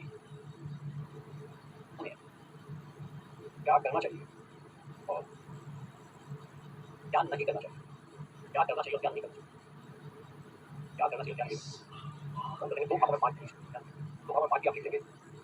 एक साइड लिख देंगे क्या करना चाहिए, एक साइड लिख देंगे क्या नहीं करना चाहिए। ये पूरा कंडक्ट काम लिख देंगे, पूरा कंडक्ट आज सही। एक साइड लिख लो क्या करना चाहिए, क्या लिख लो, यहाँ पे क्या नहीं करना चाहिए, यहाँ पे क्या करना चाहिए लिख लो, क्या नहीं करना चाहिए उसके बाद नोट करेंगे। पूरा कंडक्ट डूज एंड डोंट्स की बात करता है। ये करना है नहीं करना, क्या करना है क्या नहीं करना, क्या करना है नोट करेंगे। एक सिविल सेवक को इधर लिखो, सतनिष्ठा भेदभाव रहितता गैर तरफदारी क्या करना चाहिए नहीं करना। सिविल सेवक को सतनिष्ठा गैर तरफदारी भेदभाव रहितता आदि से युक्त होकर आचरण करना चाहिए। आदि से युक्त होकर, मुक्त होकर नहीं, युक्त। सब से लिख देते हैं मुक्त, जहाँ लिख दिया मुक्त हो गया पलट युक्त होकर, ये मुक्त होकर नहीं। अपने सब ये और माइक लिख इससे कोई दिक्कत नहीं। जनांतर नहीं है और मौके पे घुमाओगे युक्त होकर आचरण लाभ की गतिविधि हो जैसे करने प्रदर्शन रैली आदि में शामिल नहीं होना चाहिए। तो ये काम करना चाहिए कि शामिल ना हो, क्या मेरा पिछली करे वो काम करना है कि शामिल नहीं होना है। ये क्या देना राजनीतिक गतिविधियों अगर कोई मान लो कोई अधिकारी किसी राजनीतिक दल के धरने में शामिल हो जाए, पीछे एक बार ममता बनर्जी धरने में बैठ गए, तो उसके पुलिस कमिश्नर थे उतरा के वो भी उसको पूछे धरने में शामिल करना दे रही थी और सिविल से वो भी पूछे उनको नोटिस तरीके माना कि पूरा पेपर किया उन्होंने ताकि वहाँ की व्यवस्था देखने के लिए गया था। इसलिए कुछ बातें हुई और उनको पर यह आक्षेप लगा कि आप राजनीतिक दल के द्वारा दिए गए धरने और प्रदर्शन में शामिल हो रहे हैं। नोटिस आ सकती है, ध्यान देना। तो सतर्क करना होता है। आप कभी भी किसी राजनीतिक दल के आपका व्यक्तिगत निजी संबंध कितना चाहिए अलग बात है, और सार्वजनिक तरीके से कोई रैली आई आप रैली में डंडा लेके पहुंच जाओ या रैली में धरना चला आप धरने में जाकर शामिल हो जाओ, तो फिर इसे कोड ऑफ कंडक्ट का उल्लंघन माना जाता है। तो इसमें जांच शुरू हो जाएगी, स्पष्टीकरण देना हो सकता है कि मेरे जाने का उद्देश्य बताना पड़ेगा, मैं शामिल होने नहीं गया था बल्कि देखने गया था कि वहाँ की व्यवस्था ये दायित्व तो है कि कोई रैली अगर आयोजित की जा रही है तो प्रशासनिक अधिकारी उसकी व्यवस्था देखेंगे कि वो रैली ठीक से हो जाए, चल जाए, सुरक्षा प्रदान करेंगे, व्यवस्था प्रदान करेंगे कि गड़बड़ी ना हो। रैली कई सारी राजनीतिक दल की रैलियां होती हैं, ठीक लगी रहती है, शांतिपूर्वक आयोजन होता है, ये उनका हक है। ऐसा यदि काम करें तो ठीक, और शामिल हो गए तो पूरा कंडक्ट का उल्लंघन। नेक्स्ट वेबसाइट सतनिष्ठा वेबसाइट लिखोगे अपने पद की गरिमा को बनाए रखेगा। क्या करना चाहिए, अपने पद की गरिमा को बनाए रखेगा और विनम्र और शिष्ट व्यवहार करेगा। तो विनम्र व्यवहार करना चाहिए, शिष्टाचार से युक्त व्यवहार करना चाहिए, शिष्ट व्यवहार ऐसा नहीं कि आप डीएसपी हो मतलब पब्लिक प्लेस में कूद रहे हो, ऐसे ही कूदते जा रहे हो, आप पद सरकारी पद पे हो, मतलब कि प्रधानमंत्री के होटल खरीद रहे हो, इसको कठिनाई पैदा हो सकती है। अब इच्छा की जाती है कि आप सरकारी प्रकार के हकीम हो गए, आपकी मानव स्थापित गरिमा होना चाहिए।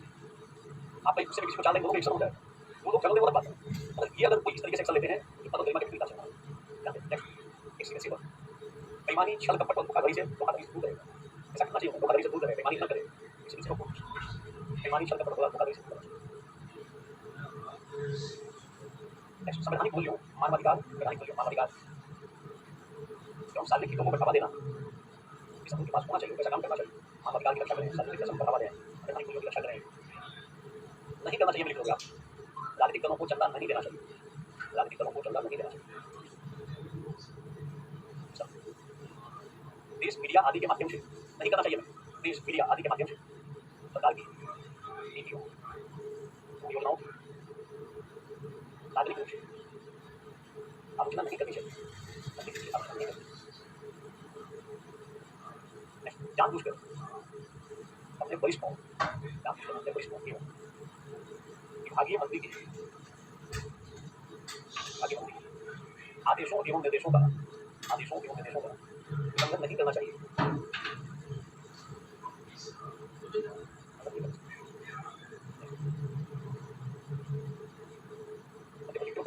नहीं करना चाहिए, नहीं को बताता है तो कमेटी को पुलिस करता है, थोड़ा सा करने का मतलब है नहीं करना चाहिए। उन्हें जानबूझकर अपने विभागीय मंत्री के जो वरिष्ठ हैं उनसे उनके आदेशों का उल्लंघन करना, ऐसा नहीं होना चाहिए। ध्यान देना, अगर उन्हें नहीं लिखा है तो सतर्कता बरतना कैसे प्रेजेंट करना है।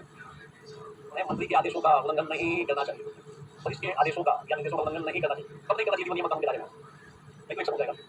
आपके वरिष्ठ ने आपको कहा ये काम करना है, आपको लगता है कि काम इलीगल है, तब तो आप स्टेप्स ले सकते हो। क्रिया के अनुसार है, न्यायोचित है, कोई गलत नहीं बोला जा रहा है तो आपको करना पड़ेगा, नहीं करोगे तो एक्शन हो जाएगा।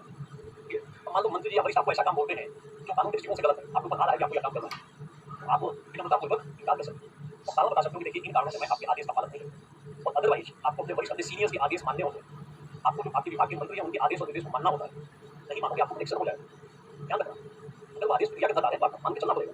आगे हमको आदेश क्या तबादला यहाँ से होकर यहाँ चले जाना है और आपको कितने मंत्री के आदेश मैं तो यही मेरा यही लगा हुआ है चीजें नहीं एक हो गया मानना पड़ेगा इंडिया के बहुत आदेश है शासन का आदेश आता है उसको हम उसको फॉलो करना है ध्यान देना कि कोड ऑफ कंडक्ट की शासन का क्या करना है और क्या नहीं करना है ताकि आपको जिस पद पे बैठे हो ध्यान देना उस पद के अनुसार आपके कुछ अधिकार हैं आपके कुछ कर्तव्य हैं तो आपको अधिकारों का सदुपयोग करना है दुरुपयोग नहीं करना है कर्तव्यों का निर्वहन करना है कि करना है कर्तव्यों से पलायन नहीं करना है ये संदर्भ आना चाहिए क्लियर आदि आपकी हमारी मतलब नहीं करते आप जिस पद पे मान लो आईएएस के पद हम इसके पद पे जीडीएस के पद पे तो आपके कुछ अधिकार है ना कुछ कर्तव्य है ना कर्तव्य की कानून व्यवस्था लागू होती है आपको पूरा करना चाहिए आप जिसकी पद पे बैठे हो आपको अधिकार मिलता है अधिकार के अनुसार कुछ कर्तव्य मिलता है आपका कर्तव्य है कि लोगों को न्याय दिया है कोई अपराधी अपराध कर रहा है जल्दी से पकड़ने उसे पकड़ के व्यक्ति का न्याय करेगा एक पक्ष को न्याय दिया है इसलिए आपको मदद करना चाहिए ये आपका कर्तव्य बनता है क्लियर क्लियर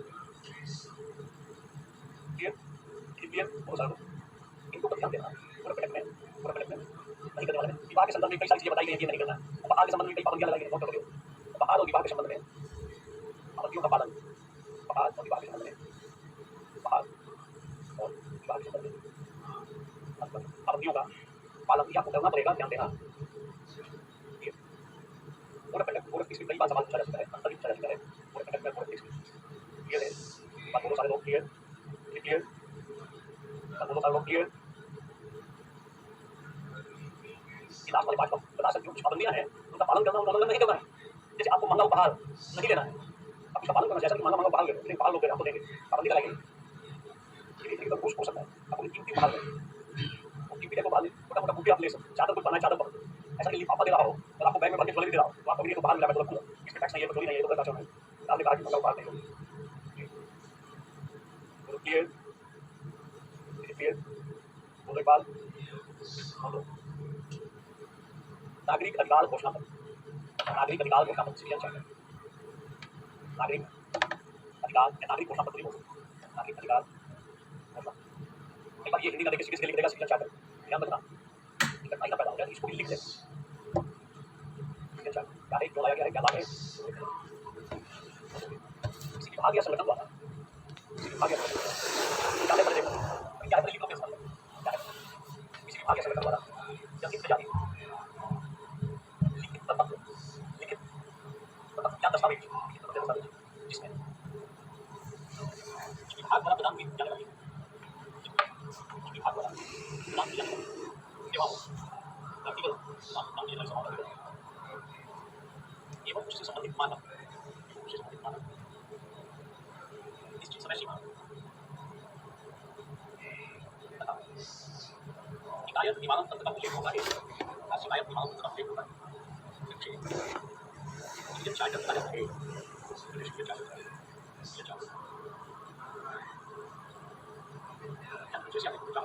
जैसे यदि आपको कभी ड्राइविंग लाइसेंस बनाना ये बनाना और आप उस विभाग में गए जहाँ पे बनता है ड्राइविंग लाइसेंस जाओगे तो बाहर नहीं एक बोर्ड लगा जो सब बताया हुआ था पॉइंट करके कि यहाँ पे जो आए हो हमारे पास यहाँ ये सुविधाएं उपलब्ध सुविधाएं इसीलिए क्या बताइए संदर्भ बताया जाता है कि ये चीज़ें होनी चाहिए आपको ये यहाँ पे ये सुविधा आपको बताया जाएगा कि यहाँ ये हफ्ते में या 10 दिन में आपको ये सुविधा मिल जाए आपका ये और अगर डीएल आपका नहीं बन पाता एक हफ्ते में भी सारा करने के बाद और फलाने नंबर पे आप कॉल कर सकते हैं शिकायत तो बहुत सारे विभाग बहुत सारे उन्होंने अपना सिटीजन चार्टर बता देते हैं कि देखिए मैं ये सेवाएं आपको दे रहा हूँ यहाँ इतने दिनों में मिलेगा और ये नहीं मिलता है तो इसको तब इसको बोलते हैं सिटीजन चार्टर आपने क्या लिखा हुआ है सिटीजन चार्टर में किसी विभाग या संगठन द्वारा जनहित में जारी लिखित में रहता है या दस्तावेज जिसमें सेवाओं के बारे में बताया जाता है मानकों के बारे में बताया जाता है समय सीमा बताई जाती है शिकायत निवारण तंत्र का उल्लेख होता है हम उसे नागरिक अधिकार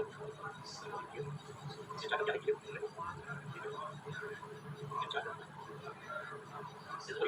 होता है पूछ लेता है तो बनता है क्या नाम से नाम क्या शब्द का उपयोग करता है पूछ लेता है इसको अधिकार फिर आगे वही सब अरे अब अगर आप जाके क्राइटेरिया फुलफिल करते हो केस लेके केस में आप क्वालीफाई करके एक हफ्ते में या 10 दिन में आपको बना देना है तो उसको दोगे उसके लिए जरूरत बन जाता है ये तो अरे जाके पास नहीं करना चाहते पूछने के बाद बता दो इसलिए पूछने की जरूरत शिकायत दो शिकायत की मतलब लेकर तो यहाँ पे हमने सारे एग्जाम पास कर लिए ठीक है नागरिक अधिकार घोषणा पत्र के मुख्य कौन से नागरिक की पूरा फोटो ये नहीं ऑनलाइन होता है टेस्ट पेपर ये जान कैसे कर देंगे वो चीज़ ट्रांसफर हो गई अरे पूछ रहा था उसमें तो इसको ट्रांसफर हो गया या पता नहीं फेल करके सारा एग्जाम में पास करो तो कितना तब आगे हो गए अच्छा कितना कुछ बोल रहा है अगर आप एग्जाम कितना होता है कितना होता है ये हो गया ऑडिट में जाओगे आप तो भाई वो ऐसे घुमाने का ऐसे करके दिखाओ जरा आगे बैठो मेरा चलिए ऐसा दिखा है वहां सब डरा हुआ है मेडिकेट लगाओ उसके पीछे कितना दे रहे हो कितना आप ऐसे बोल रहे हो ये सब होता है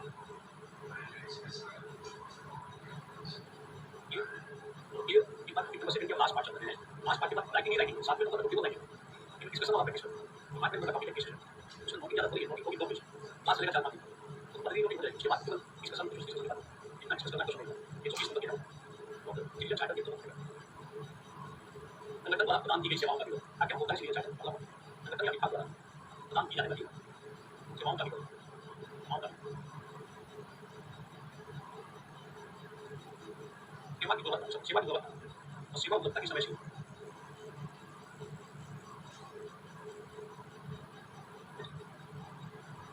सेवा से संबंधित शिकायत निवारण पत्र का विवरण, सेवा से संबंधित शिकायत निवारण पत्र का विवरण, ये चार्ट का लाभ, लाभ मतलब संगठन संगठन या विभाग पारदर्शी, कार्यकुशल, संगठन को पारदर्शिता, जिम्मेदार, नागरिक मित्र बनाने में सहायक, नागरिक मित्र बनाने में सहायक,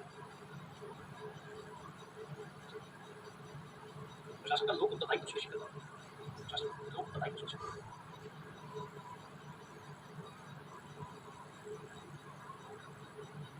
प्रशासन में नैतिक मूल्यों को सशक्त करने में सहायक है, प्रशासन नैतिक मूल्यों को सशक्त करने में सहायक,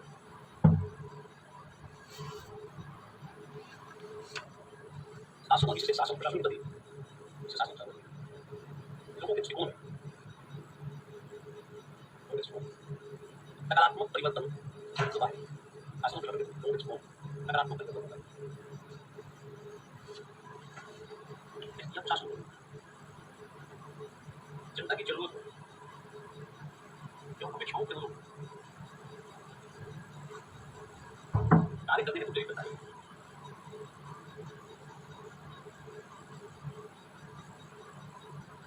इससे नागरिकों का सशक्तिकरण होता है, आप लिखें इससे नागरिकों का सशक्तिकरण किया करें, जन जागरूकता को बढ़ाकर जन सहभागिता को बढ़ावा देता है, जन सहभागिता को बढ़ावा देता है, इससे जन केंद्रित शासन की जन केंद्रित शासन की स्थापना का मार्ग प्रशस्त होता है, जन केंद्रित शासन की स्थापना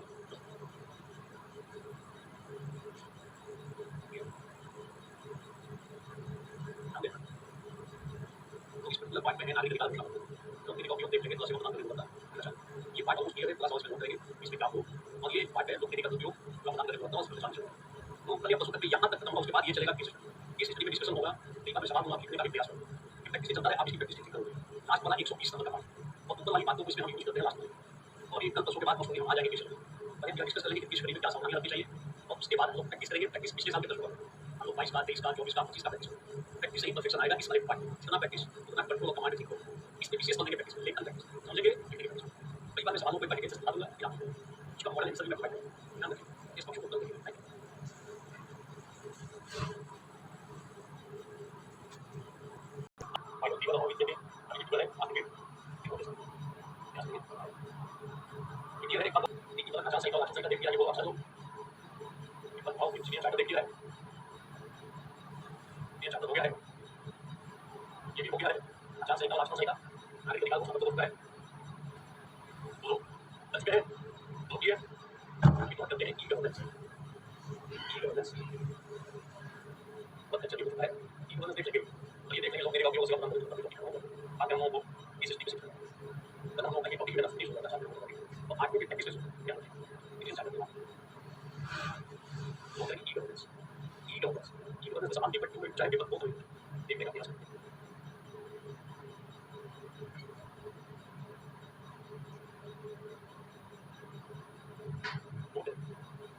आसन के क्रियाकलाप, आसन के क्रियाकलाप सूचना और संचार तकनीक के प्रयोग,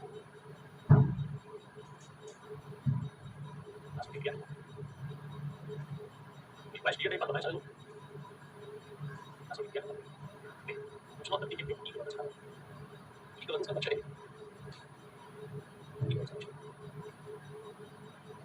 अच्छा, सरकारी सूचना और सेवाओं, सरकारी सूचना और सेवाओं जनता के द्वार पर उपलब्ध कराना, एक तरह के सूचना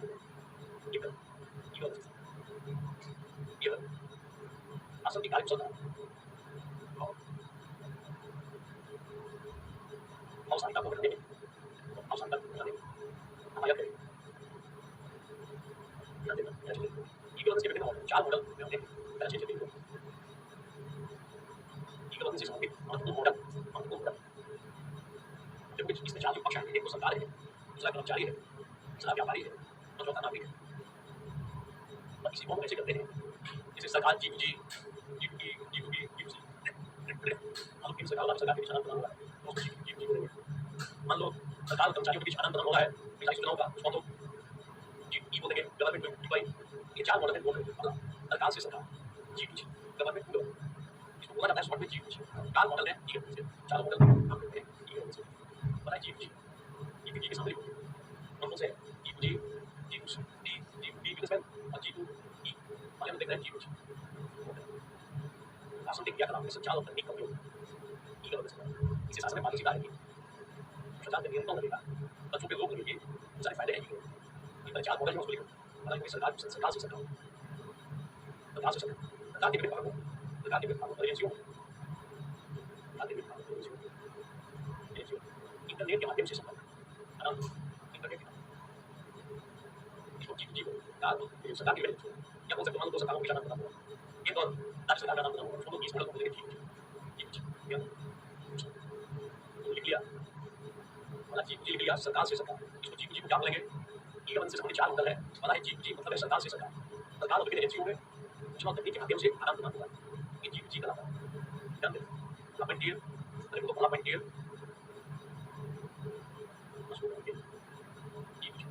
सरकार से सरकार दूसरा सरकार से नागरिक सरकार से नागरिक इसको टेक्निकली बोलते हैं G2C गवर्नमेंट उसके लिए G2G G2C सरकार और नागरिकों के बीच आदान प्रदान इंटरनेट के माध्यम से आपको आईटीआई लगाना है इंटरनेट के माध्यम से आपको सरकार से कुछ सूचना चाहिए आपको अपना फॉर्म करना है सरकार और नागरिकों के बीच आदान प्रदान किसके माध्यम से करिए आपको अपना पीटी का फॉर्म डाउनलोड करना है एक काम है सरकार के पास जाना नहीं है एक क्लिक करोगे सरकार करके डाउनलोड करो आपके पास मिल गया और पेज हो गया इफेक्टिव हो गया कौन सा संबंध है G2C वो करोगे G2C में सरकारी विभाग और नागरिकों के बीच पारस्परिक आदान प्रदान सरकारी विभाग और नागरिकों के बीच पारस्परिक आदान प्रदान जैसे मान लो सरकार को बोलते हैं हमारा बिल है इतना जमा करो आप गए इंटरनेट की मदद लिए जाके बिल जमा करेंगे हो गया G2C telephone bill gas connection Jan Arogya Yojana ये सब G2C है इससे शासन इफेक्टिव होता है ई गवर्नेंस शासन की स्थापना में शायद ये G2C है सरकार और नागरिक दोनों के बीच आदान प्रदान इलेक्ट्रॉनिक तरीके से होगा इंटरनेट के माध्यम से होगा जैसे टेलीफोन बिल के माध्यम से आराम से जाके लाइन लगा होगा अब जो है ई गवर्नेंस देना स्वास्थ्य सब ये कुछ भी मुझे अभी फीवर है आगे मेरी अभी भी चीना भी आ रहा है इसको समझ में आ रहा है आप स्वास्थ्य इस दारू पी के खा रहेगा इतना देखो कि हम स्वास्थ्य वो भी कई चीज़ों पे ध्यान नहीं पब्लिकली बोल रहे हैं इतना चीज़ें के साथ हुआ आपको ऐसा लगता ही है वहाँ इनको प्रतीत ऐसा होता है तो ऐसा लगता है इनको क्या पता होगा तो दारू पीने वाले हैं उनको देखते ही पकड़ लेती है ये दारू पीने आए और कुछ आएंगे कल एक मेरे पास तो वायरल फीवर हो गया आई थी तो क्लास में मैंने ऑनलाइन क्लास भी ऑफ करवा दी और इतनी अलग टाइप की चीज़ें होती रही उस वजह से कुछ इतना काम हो गया देखते ही प्रॉब्लम कि आप इसमें यहाँ ये बोलो फिर दिल पे मत लेना जो बोला आपने बोल दिया है एक बार वहीं निकल जाती है निकल जाती है ये मेरा क्लास में दिल्ली के साथ कोई हमें लग गया हूँ 45 के लग गया हूँ आप 45 दिन बाद के आया हूँ हमारा परिचय को यहाँ का परिचय मुझे समझ आता है यहीं पे रहते हैं 10 मिनट में उसको ज़्यादा अंतर नहीं होता बहुत सारे प्रॉब्लम होती है बोला क्योंकि हमारे लिए बोला हॉस्पिटल से पहले बाद में छुट्टी हो जाए देखो ये दिल पे नहीं लेना ये सतर्क रहना चाहिए तो हम लोग टीचर हमारे अपने क्लास में बहुत सारी चीज़ें हमने जो क्लास में बता रखी है वो आई में इस संदेह अपने क्लास में चीज़ें हो जाती है हमें सवाल ही नहीं आता है जब ये सवाल ये हम लोगों को दिल पे नहीं लेना तो इसको मैं दिया बहुत है उसको ऐसा नहीं कि हम बोलते हैं आठ इसी वजह से बता होगी है अब ये आगे भी करती है ऑनलाइन करना क्लास होता है तो यहाँ पर जो है कुछ और चीज़ें तो उसको वो भी सोच के करना दूसरा कोई चीज़ अगर मुझे पता है G2G दूसरा है G2C सरकारी विभागों का भी बीच आदान प्रदान है पारस्परिक व्यवहार है और सूचना हो जाता है इंटरनेट आदि के माध्यम से हो जाता है जैसे टेलीफोन बिल हो जाता है ये टेलीफोन बिल दूसरा है सरकार से कर्मचारी गवर्नमेंट और जो सरकार से कर्मचारी अब सरकार और उसके कर्मचारियों के बीच भी आदान प्रदान है तो कोई तरीके से होगा अगर आपको छुट्टी चाहिए तो आपको जाके लिख के जाके जमा करने की जरूरत नहीं ऑनलाइन आप लिख डाल छुट्टी चाहिए आपको शिक्षण देना है कर्मचारियों को सरकार ने योजना बना दी मैसेज कर दिया देखो मिशन कर्मियों ताकि कोई मिशन कर्मियों की ताकि उनकी आवश्यकता को पूरा कर सके चीज़ें हैं आपसे मिशन कर्मियों के लिए G2E अब नागरिक अपना जो कर्मचारी है सरकार के और सरकार के बीच आदान प्रदान है ऑनलाइन तरीके से होगा तो लीगल लेकर जमा करना होगा ऑनलाइन सब कुछ ई गवर्नेंस के 4 पक्ष 4 होगा G2G G2C G2E और 4 तत्काल से व्यापारी, तत्काल से व्यापारी, ये जी को बी है, ब्रैकेट में जी को बी, ब्रैकेट में लिखोगे तो अच्छा रहेगा, जी टू जी तत्काल से सरकार, जी टू सी तत्काल से जी टू ई तत्काल कर्मचारी, जी टू बी तत्काल से व्यापारी। आपको टैक्स जमा करना है, व्यापारी हो कमाए हो, आप आराम से टैक्स जमा कर सकते हो।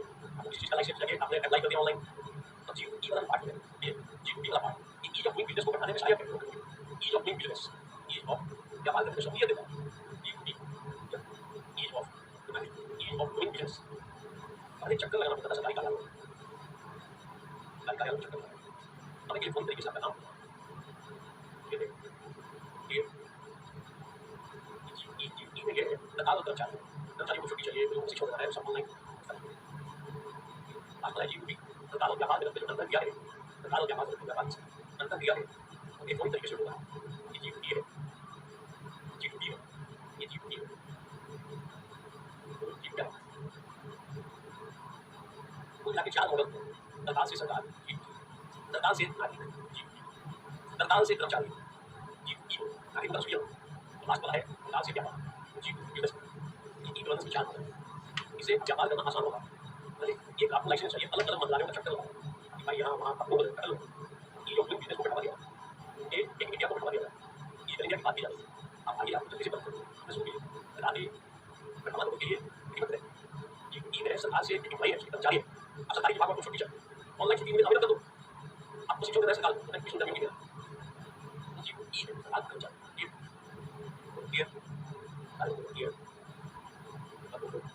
क्लियर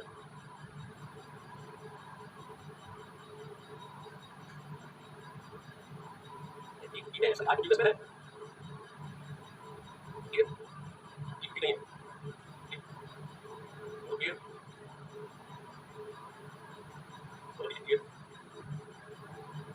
देखो 4 मॉडल है, जी है सरकार से सरकार, सरकार और नागरिक जी चीज सरकार और कर्मचारी एम्प्लॉइज, जी सरकार से कर्मचारी और जी सरकार और बिजनेस, इस सब जो संबंध है, अब ये सब जो है इंटरेक्शन जो है इंटरनेट के माध्यम से होगा, चुनाव तकनीक का उपयोग करके अंतर दिया होगा, ये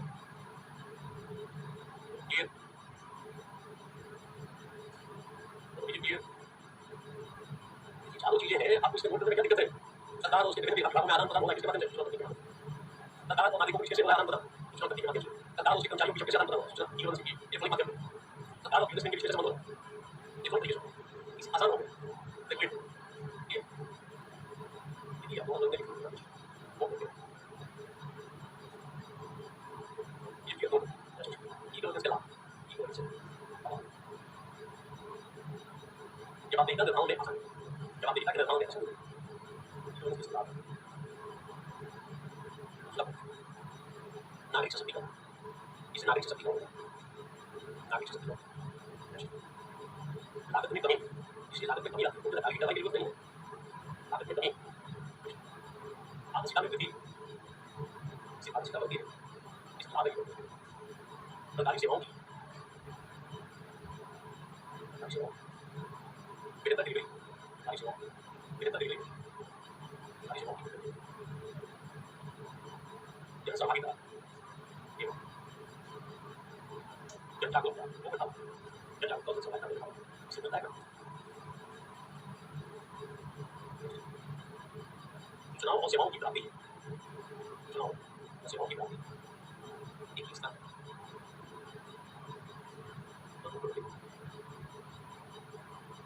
सुशासन की स्थापना में भारत,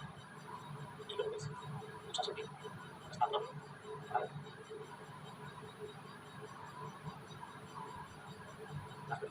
के माध्यम से सरकार ने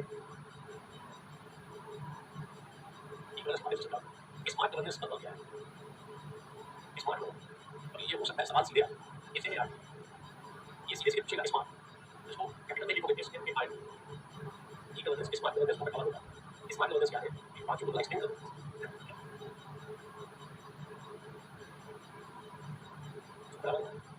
इसका मतलब होता है स्मार्ट गवर्नेंस, इसका मतलब वो आप ऐसे लिख सकते हो,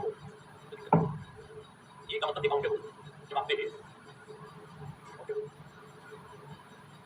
आज का मतलब रिस्पॉन्सिबल, और या सीधी होगा, आप सबके सामने हिंदी में सीधी लिख आज रिस्पॉन्सिबल, ये सिंपल सन, ये मोल मोल मतलब है, ये अकाउंटेबल का मतलब होता है जब आप देंगे आता मतलब रिस्पॉन्सिव या रिस्पॉन्सिबिलिटी होता है लाइक देखो इसका मतलब फर्स्ट टाइम आना चाहिए इको स्मार्ट लोगों को बता देता है आदत से इको और कैसे अकाउंटेबल मॉडल दिया दिया इस स्मार्ट लोगों को ध्यान देना और दूसरी जगह भी इसको लिखा जा सकता है कि गवर्नेंस कैसा होना चाहिए मान लो कोई गवर्नेंस का सवाल होता है अब देख सकते हो स्मार्ट गवर्नेंस कि गवर्नेंस को सवाल करें उसको क्या होना चाहिए आगे रहा स्मार्ट गवर्नेंस स्मार्ट गवर्नेंस तो चीज़ बहुत लोगों ने बताया फर्स्ट को बनाया वो बनाया तो तब तो आकार बहुत नहीं होता आकार किया काम तो सिंपल तो बहुत सारे कामों को खत्म किया आकार को नहीं जैसे भारत भी तो ऐसे समाज में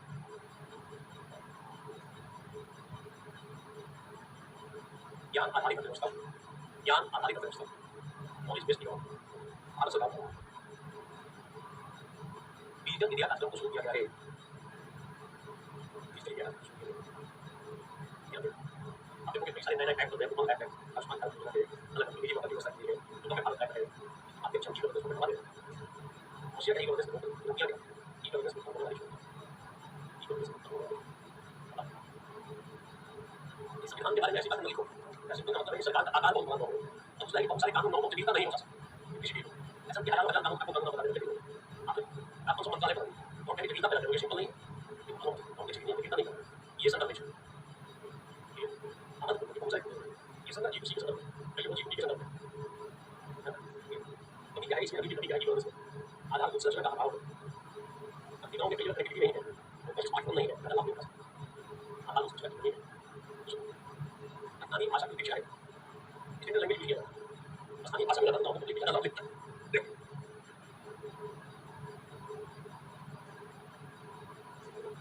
स्थानीय भाषा की शिक्षा इसलिए 50% का भाव है तो 50 नहीं है क्या लाभ है जनता को तो नहीं है पहले कितनी योजना चल रही है लासिंता और मोबिन तक स्थिर है लासिंता और मोबिन इतना लोग लासिंता पता नहीं मोबिन नहीं है लाभ साथ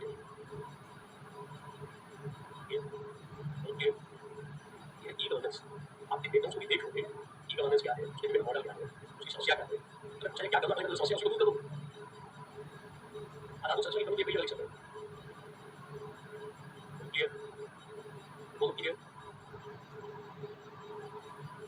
आप कितना ही कभी लगते हैं ठीक है तो प्रयास करेंगे उसी टॉपिक से अभी बहुत से प्रयास करना चाहिए टॉपिक को बताइए ऐसे हुआ ये कितने दूसरे चल रहे हैं कई बार स्वास्थ्य चलते हैं बात सोचा अभी स्वास्थ्य लेकर कभी पास में माना नहीं आई थी करीब करीब स्टेशन में ऑनलाइन मैच भी करी स्पेशल लगभग 40 मिनट बनाने का करेगा देखिए सामान हो गया अच्छे से होगा अगर कोई कुछ होता है तो उसके ध्यान नहीं देना ये बात नया होती है सब चीज़ हो जाता है इसके बाद आज हम लोग विषयों के मामले समझ गए इससे संबंधित कुछ प्रश्नों की प्रैक्टिस करेंगे हम आपको कुछ मॉडल क्वेश्चन आंसर भी फाइट होगा आपसे डाउनलोड मैं बात करूँगा वो चीज़ आपको मिल जाए इसके लिए यहाँ पर कुछ मॉडल आपको मिल जाए कभी कभी कर देना क्लियर कभी कभी ब्रेक शिक्षी को लेकर कभी कभी बोला जाता है वो पार्ट है ताकि एक पढ़ने का आनंद बढ़ा है बढ़ाने का और विषय भी टीचर्स में आता है स्टडी बनते रहे और सबसे पहले हम इसमें जा रहे हैं सेवा प्रदान करने की जो बात नोट करेंगे quality of service delivery note करेंगे करेंगे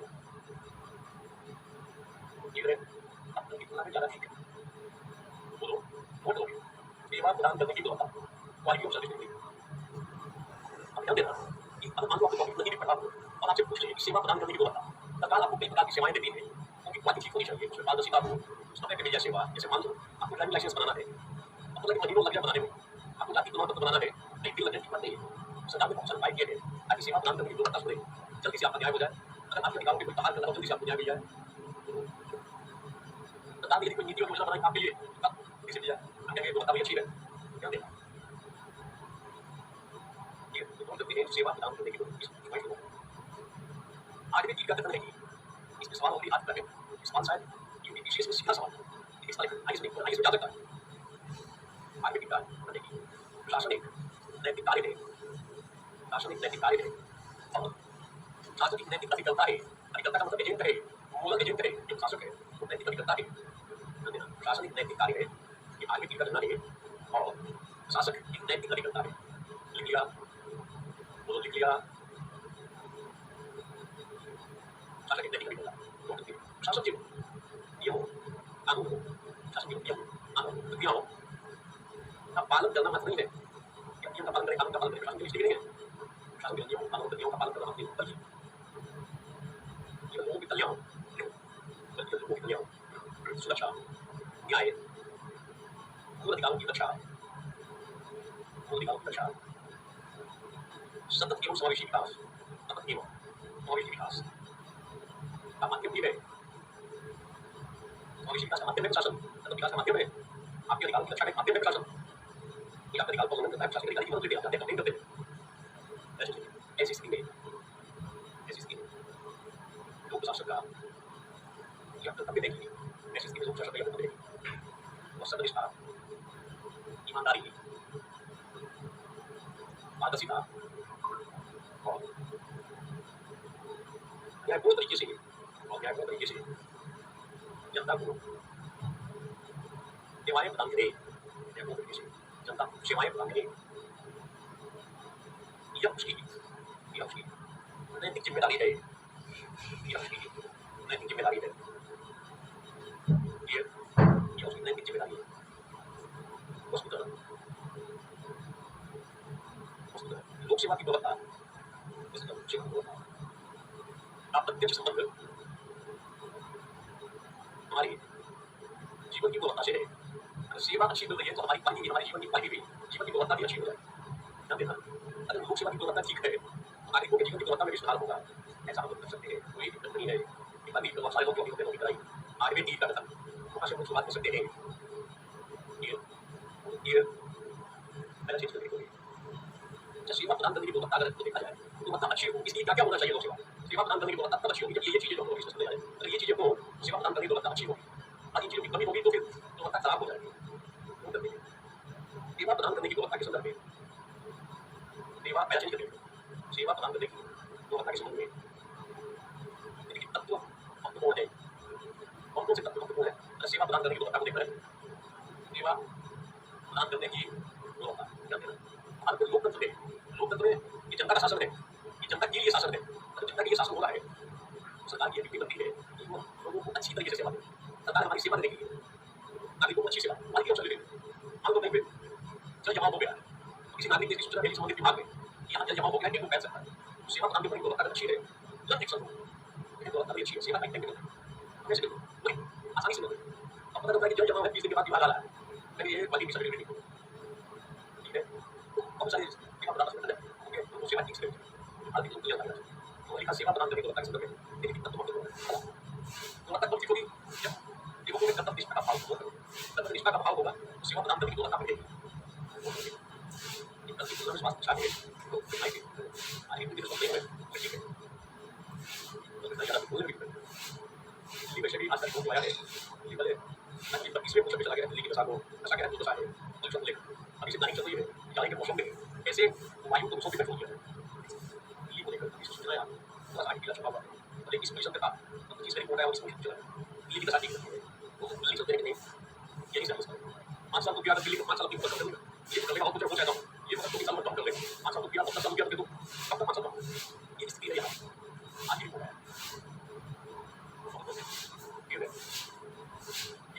अधिकता से विचार कर रहा हूँ क्या यहाँ जाना उचित है, करना चाहिए या यहाँ से कहीं चीजें सीखते हैं।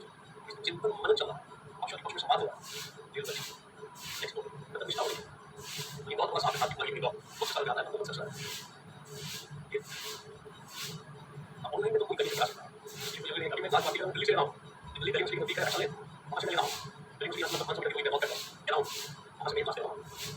मतलब निष्ठा का दूसरा पॉइंट दिल्ली बहुत आ गया सेवा प्रदान करने की गुणवत्ता तब सुधरेगी जब तक निष्ठा का भाव हो, दूसरा कोई पारदर्शिता हो, जब पारदर्शिता होगी तो सेवा की गुणवत्ता बढ़ेगी। अगर ये नहीं है तो सेवा की गुणवत्ता बढ़ेगी। समझना इस पॉइंट को दोनों तरीके से लिख सकते हैं। अगर ये है और विकसित है तो गुणवत्ता बढ़ेगी, अच्छी होगी तो यहाँ मिलेगी सेवा। तो अगर ये सब चीजें नहीं है तो गुणवत्ता खराब होगी, अच्छी होगी या खराब होगी सेवा गुणवत्ता अच्छी बढ़ेगी, सेवा की क्वालिटी अच्छी होगी खराब होगी, इसके ऊपर निर्भर है। तो निष्ठा का भाव है तो गुणवत्ता बढ़ेगी, पारदर्शिता। नेक्स्ट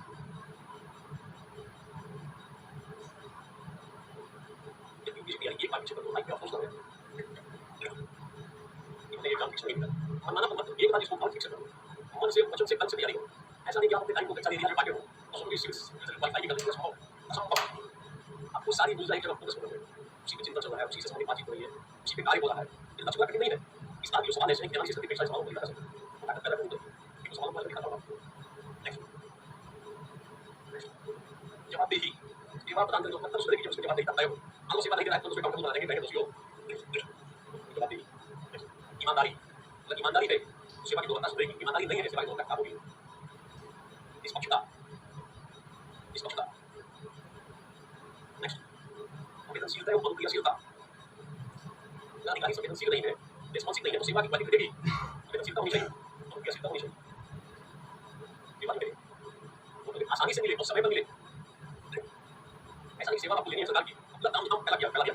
आपको सलाह देने के लिए सेवा, केवल आसानी से मिलनी चाहिए। ध्यान देना, आसानी से मिले और समय पर मिले। तो सेवा कैसी होनी चाहिए?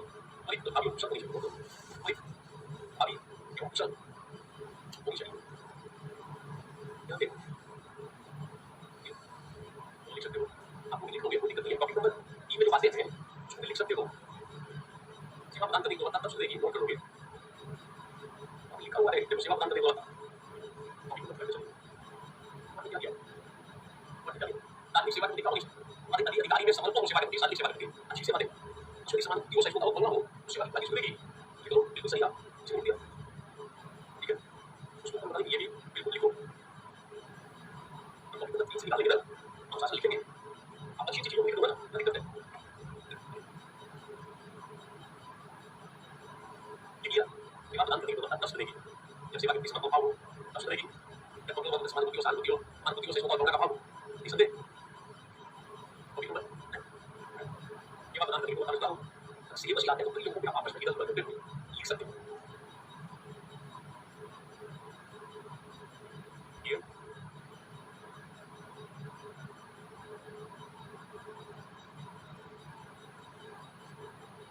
वो लिख लिया। नेक्स्ट,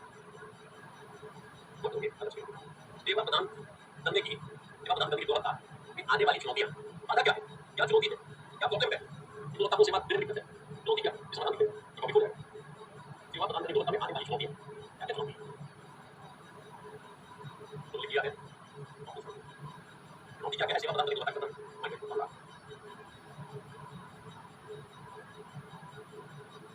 पक्षपात एवं लाल पीताशाही, पक्षपात एवं लाल पीताशाही, समय पे सेवा नहीं मिलती। लाल पीताशाही, या कुछ लेट किया जाता है, आपका काम है 1 दिन में होना चाहिए, 2 दिन में होना चाहिए, नहीं हो जाता, लाल पीताशाही।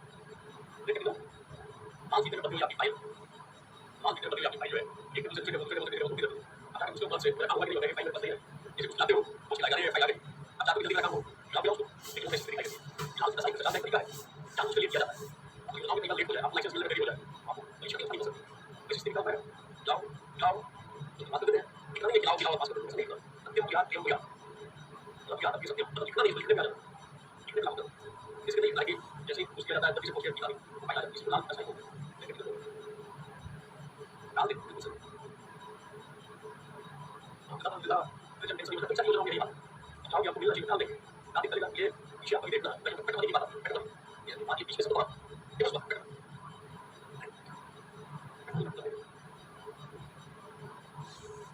यदि आपको सरकारी सेवा लेनी है, तो सरकार द्वारा बनाई गई वो सेवा चाहिए, सरकार की सरकार से होती है, जब भी होता है उसको होती है। अगर आपको सरकारी सेवा का लाभ उठाना है, इस पर से पेश आप दे दीजिए मनी को, क्या करूँगा?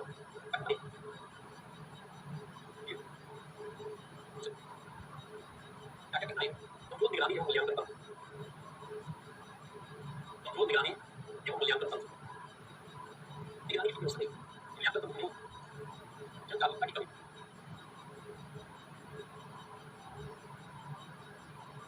संसाधनों की कमी, शिक्षा की कमी, शिक्षा की कमी, अगर पूरा डाल देंगे तो एक साथ देने के बाद देंगे, ये है आंशिक लाभ का संक्षेप, सेवाओं में कई बार आर्थिक हस्तक्षेप होता है, आज देखो ये मेरा आदेश सेवा देना, योजना का लाभ किसान को मिलना चाहिए, सेवा का लाभ बैंक सेवा की सेवा हुआ है, वो चीज की दिखती है, जब जागरूकता की कमी, आप ये लिख सकते हो, अधिकारी तत्वीय अभिवृद्धि, अधिकारी तत्वीय अभिवृद्धि,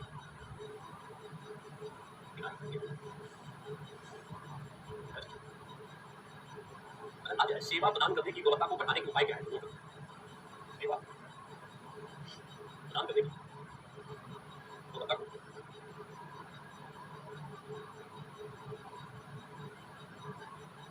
सेवा प्रदान करने की गुणवत्ता को बढ़ावा देने के उपाय, सेवा प्रदान करने की गुणवत्ता को बढ़ावा देने के उपाय, नागरिक अधिकार घोषणा पत्र को, नागरिक अधिकार घोषणा पत्र को प्रभावी रूप से लागू करना, सेवा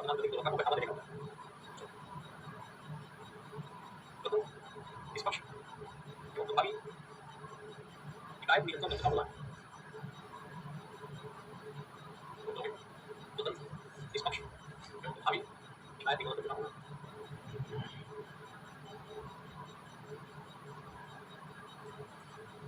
नेक्स्ट, तो एक सेवा के लिए, एक सेवा के लिए मानव के मानदंड स्थापित करना, मानव निर्धारित करना। एक सेवा के लिए मानव के मानदंड निर्धारित करना, निगरानी और मूल्यांकन की समुचित व्यवस्था करना, निगरानी और मूल्यांकन समुचित व्यवस्था करना। नियमित प्रशिक्षण एवं सतत सुधार करना, एवं सतत सुधार करना। और लास्ट में ई गवर्नेंस को बढ़ावा देना, इसमें बहुत सारी चीजें आती हैं।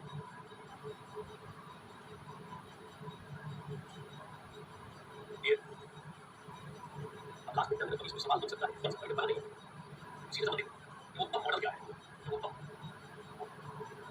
उत्तम मॉडल, उत्तम सेवा निष्ठा मॉडल, उत्तम मॉडल, उत्तम मॉडल क्या है?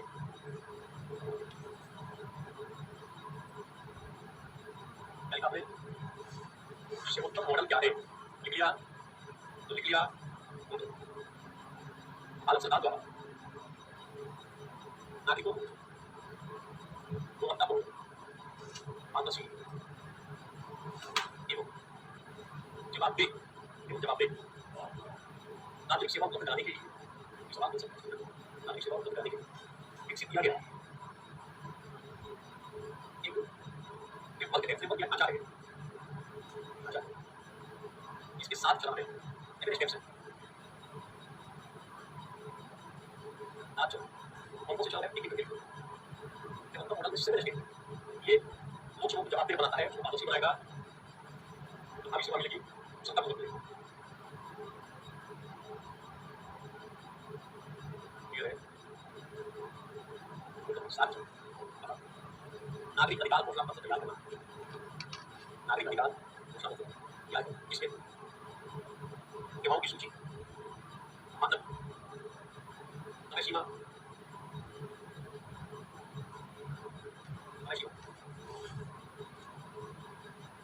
स्पष्ट उल्लेख हो, समय सीमा का स्पष्ट उल्लेख। दूसरा, ग्राहकों की या नागरिकों की, नागरिक क्या आवश्यकता को जानना, उनकी जरूरतों को साथ साथ इसके लिए लोगों से फीडबैक, बैठ के सर्वे आदि को बढ़ावा देना। सर्वे करेंगे, कौन सी घटनाएं, कौन सी फीडबैक लेंगे, कहाँ सुधार की जरूरत है, बैठ कर करेंगे, पता तो चलेगा क्या आवश्यकता क्या, उनकी जरूरत पूछो, सेवा छोड़ देंगे। ये सेवा मानक निर्धारित करना, सेवा मानक आगे शिकायत निवारण तंत्र को विकसित करना, आगे शिकायत निवारण तंत्र को विकसित करना, नागरिकों की सहभागिता को सुनिश्चित करना, ये 5वां था।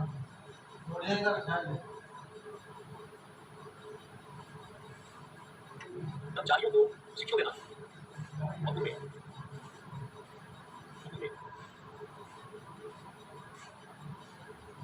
संवेदनशीलता और अनुक्रियाशीलता के तत्वों को, संवेदनशीलता और अनुक्रियाशीलता के तत्वों को विकसित करना। और लास्ट में है नियमित निगरानी करना, और उसमें समय पर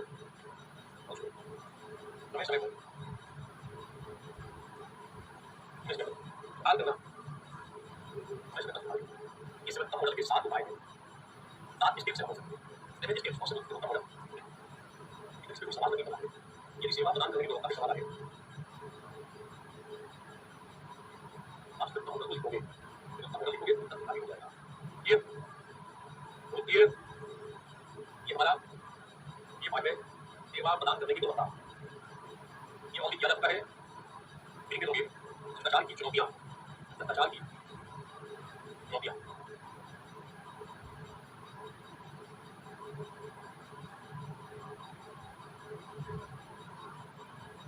भ्रष्टाचार की चुनौतियां, challenges of corruption, challenges of corruption. कई सवाल पूछे जाते हैं भ्रष्टाचार, सवाल पूछ रहा है भ्रष्टाचार, खूब सवाल, एक पूरा नहीं। इस बार आप जीएस का पहला पेपर देखोगे, उसका पहला सवाल करप्शन, आइए जीएस को बोलते हैं इसे सबसे मिलना 10,000 कुछ भी सकते आप समय लाभ देता आइए सब भ्रष्टाचार, उसको ही है, को ही है, वहाँ को ही है,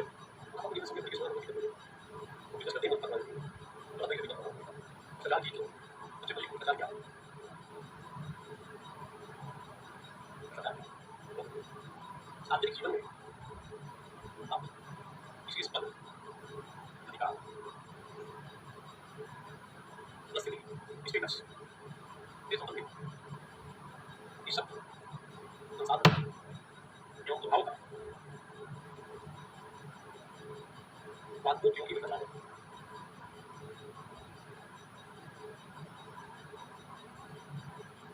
इसलिए तो एक अनैतिक आचरण प्रचार हमारा सकता है प्रचार हमारा एक अनैतिक आचरण तो कैसे प्रचार दिखाओ भाई पाँच देखने प्रचार क्या है प्रचार दिखाओ क्या है प्रचार तो अपने को क्या है प्रचार का कहाँ क्या है प्रचार का स्वरूप क्या है ये सारी बातें करते हैं तो प्रचार को क्या बोलते हैं तो दिखाओ और दिखावा मूल्यों का प्रचार और दिखावा मूल्यों का प्रचार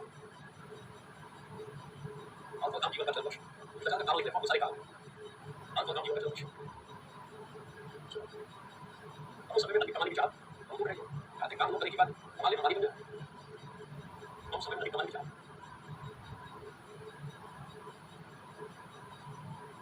नकारात्मक सामाजिक प्रतिक्रिया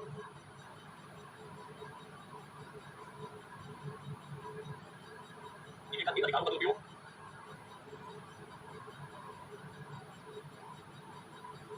आदर्शिता और जवाबदेही की कमी आदर्शिता एवं जवाबदेही की कमी आदि आदि सभी राजनीतिक अपराधी गठबंधन या ये देख सकते हो राजनीतिक अपराधी का तो ये सभी प्रश्न का पाठ है कई बार अपने को शुरुआती तौर पे कई राजनेता होते हैं अपने लाभ के लिए अपने चुनाव को घोषणा की चुनाव को पाला उन्होंने चुनाव को पाला कि जब वो चुनाव होगा तो जो मसल रहते हैं मसल में और चुनाव में की मदद करेंगे राजनेता मसल पावर को बड़ा आपको ये भी स्थिति है कैसे कुछ होते नहीं सब करना पड़ेगा मसल वो राजनेताओं में सबसे छोटा कई सारे चुनाव करेंगे भले राजनेताओं को छुपाने का प्रयास बाद में पूरा बाहुबलियों को मैं इनको छुपा के भेज सकता हूँ संसद में और विधानसभा में मैं खुद ही क्यों ना पहुंच जाऊँ अब यहाँ से यहाँ राजनीति को समझ लगे खुद ही उतर के फिर आप इनको पहुंचते होंगे बहुत सारी चीजें ये स्थिति आई थी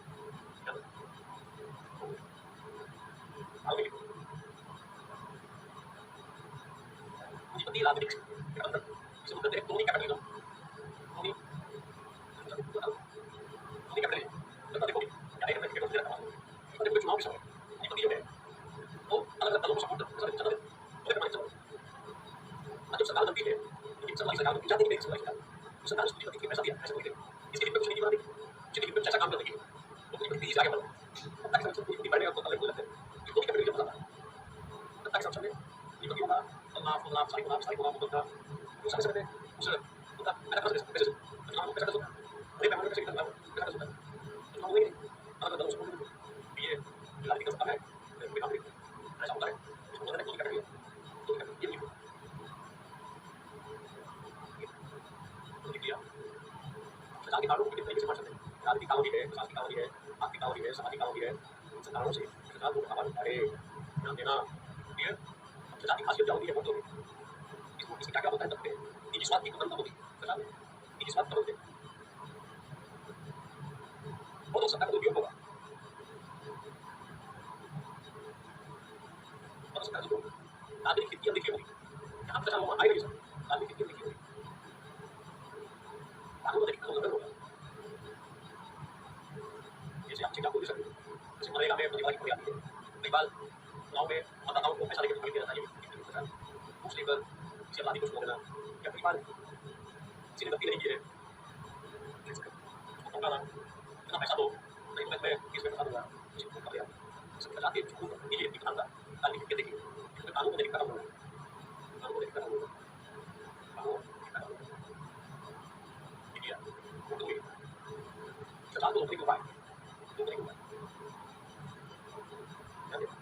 जो लोगों ने इसके पिछले वाले पेपर में नैतिक मूल्यों का सुप्रीम के उपाय उसने कई कानून मानकर लिखा था ये बस देखो ये हम लोगों ने पढ़ा था नीति पर नैतिक मूल्यों का सुप्रीम इसमें हमने कई पांच में मानकर लिखा था ये तो बात बोल भाई सीबीसी हो वीडियो हो सीबीआई हो इनका शासन हो ई गवर्नेंस हो सीबीआई चैनल हो ये सब जो है सरकार को अपने में सहायक है लिखो भी बहुत सारी एजेंसियां सरकारी एजेंसियां जो सरकार को लोगों में सहायक है घूस मारता है किसी को किसी को मालेगी मगर आपको पकड़ने का प्रयास किया जाता है मगर आपको घूस देने वाला व्यक्ति वो जान कैसे वोट दिए जाते हैं इसमें केमिकल मिला जाता है अरे वो घूस देता है वो अपने सामने वाले को देता है अपने हाथ से जैसे वो पकड़ता है उसके हाथ में केमिकल आ जाता है अब जिसे सीबीआई हो तो पकड़ हाथ धुलवाएगी पानी लाल कलर का निकल जाता है तो वेट हैंडेड पकड़ेगी मगर हाथ पकड़ेगी मगर मतलब हाथ के हाथ नहीं होगा जैसे पानी डाला जाएगा जल्दी से इसकी परेशानी होती है टाइप है अपने हाथ से पैसा देंगे लेकिन उसके पास पहुंचा वहां पे पैसा आपको कितने लोगों को कितनी रहते हैं उस वसूली करते हैं अपने सरकारी की उसकी कितनी लोगों ने बात करके फॉलो तो ये लगा दिया हाथ पैसा इसलिए नहीं है ये सब कानून हो सकता है उसको साथ पीछे कर देना, ठीक है?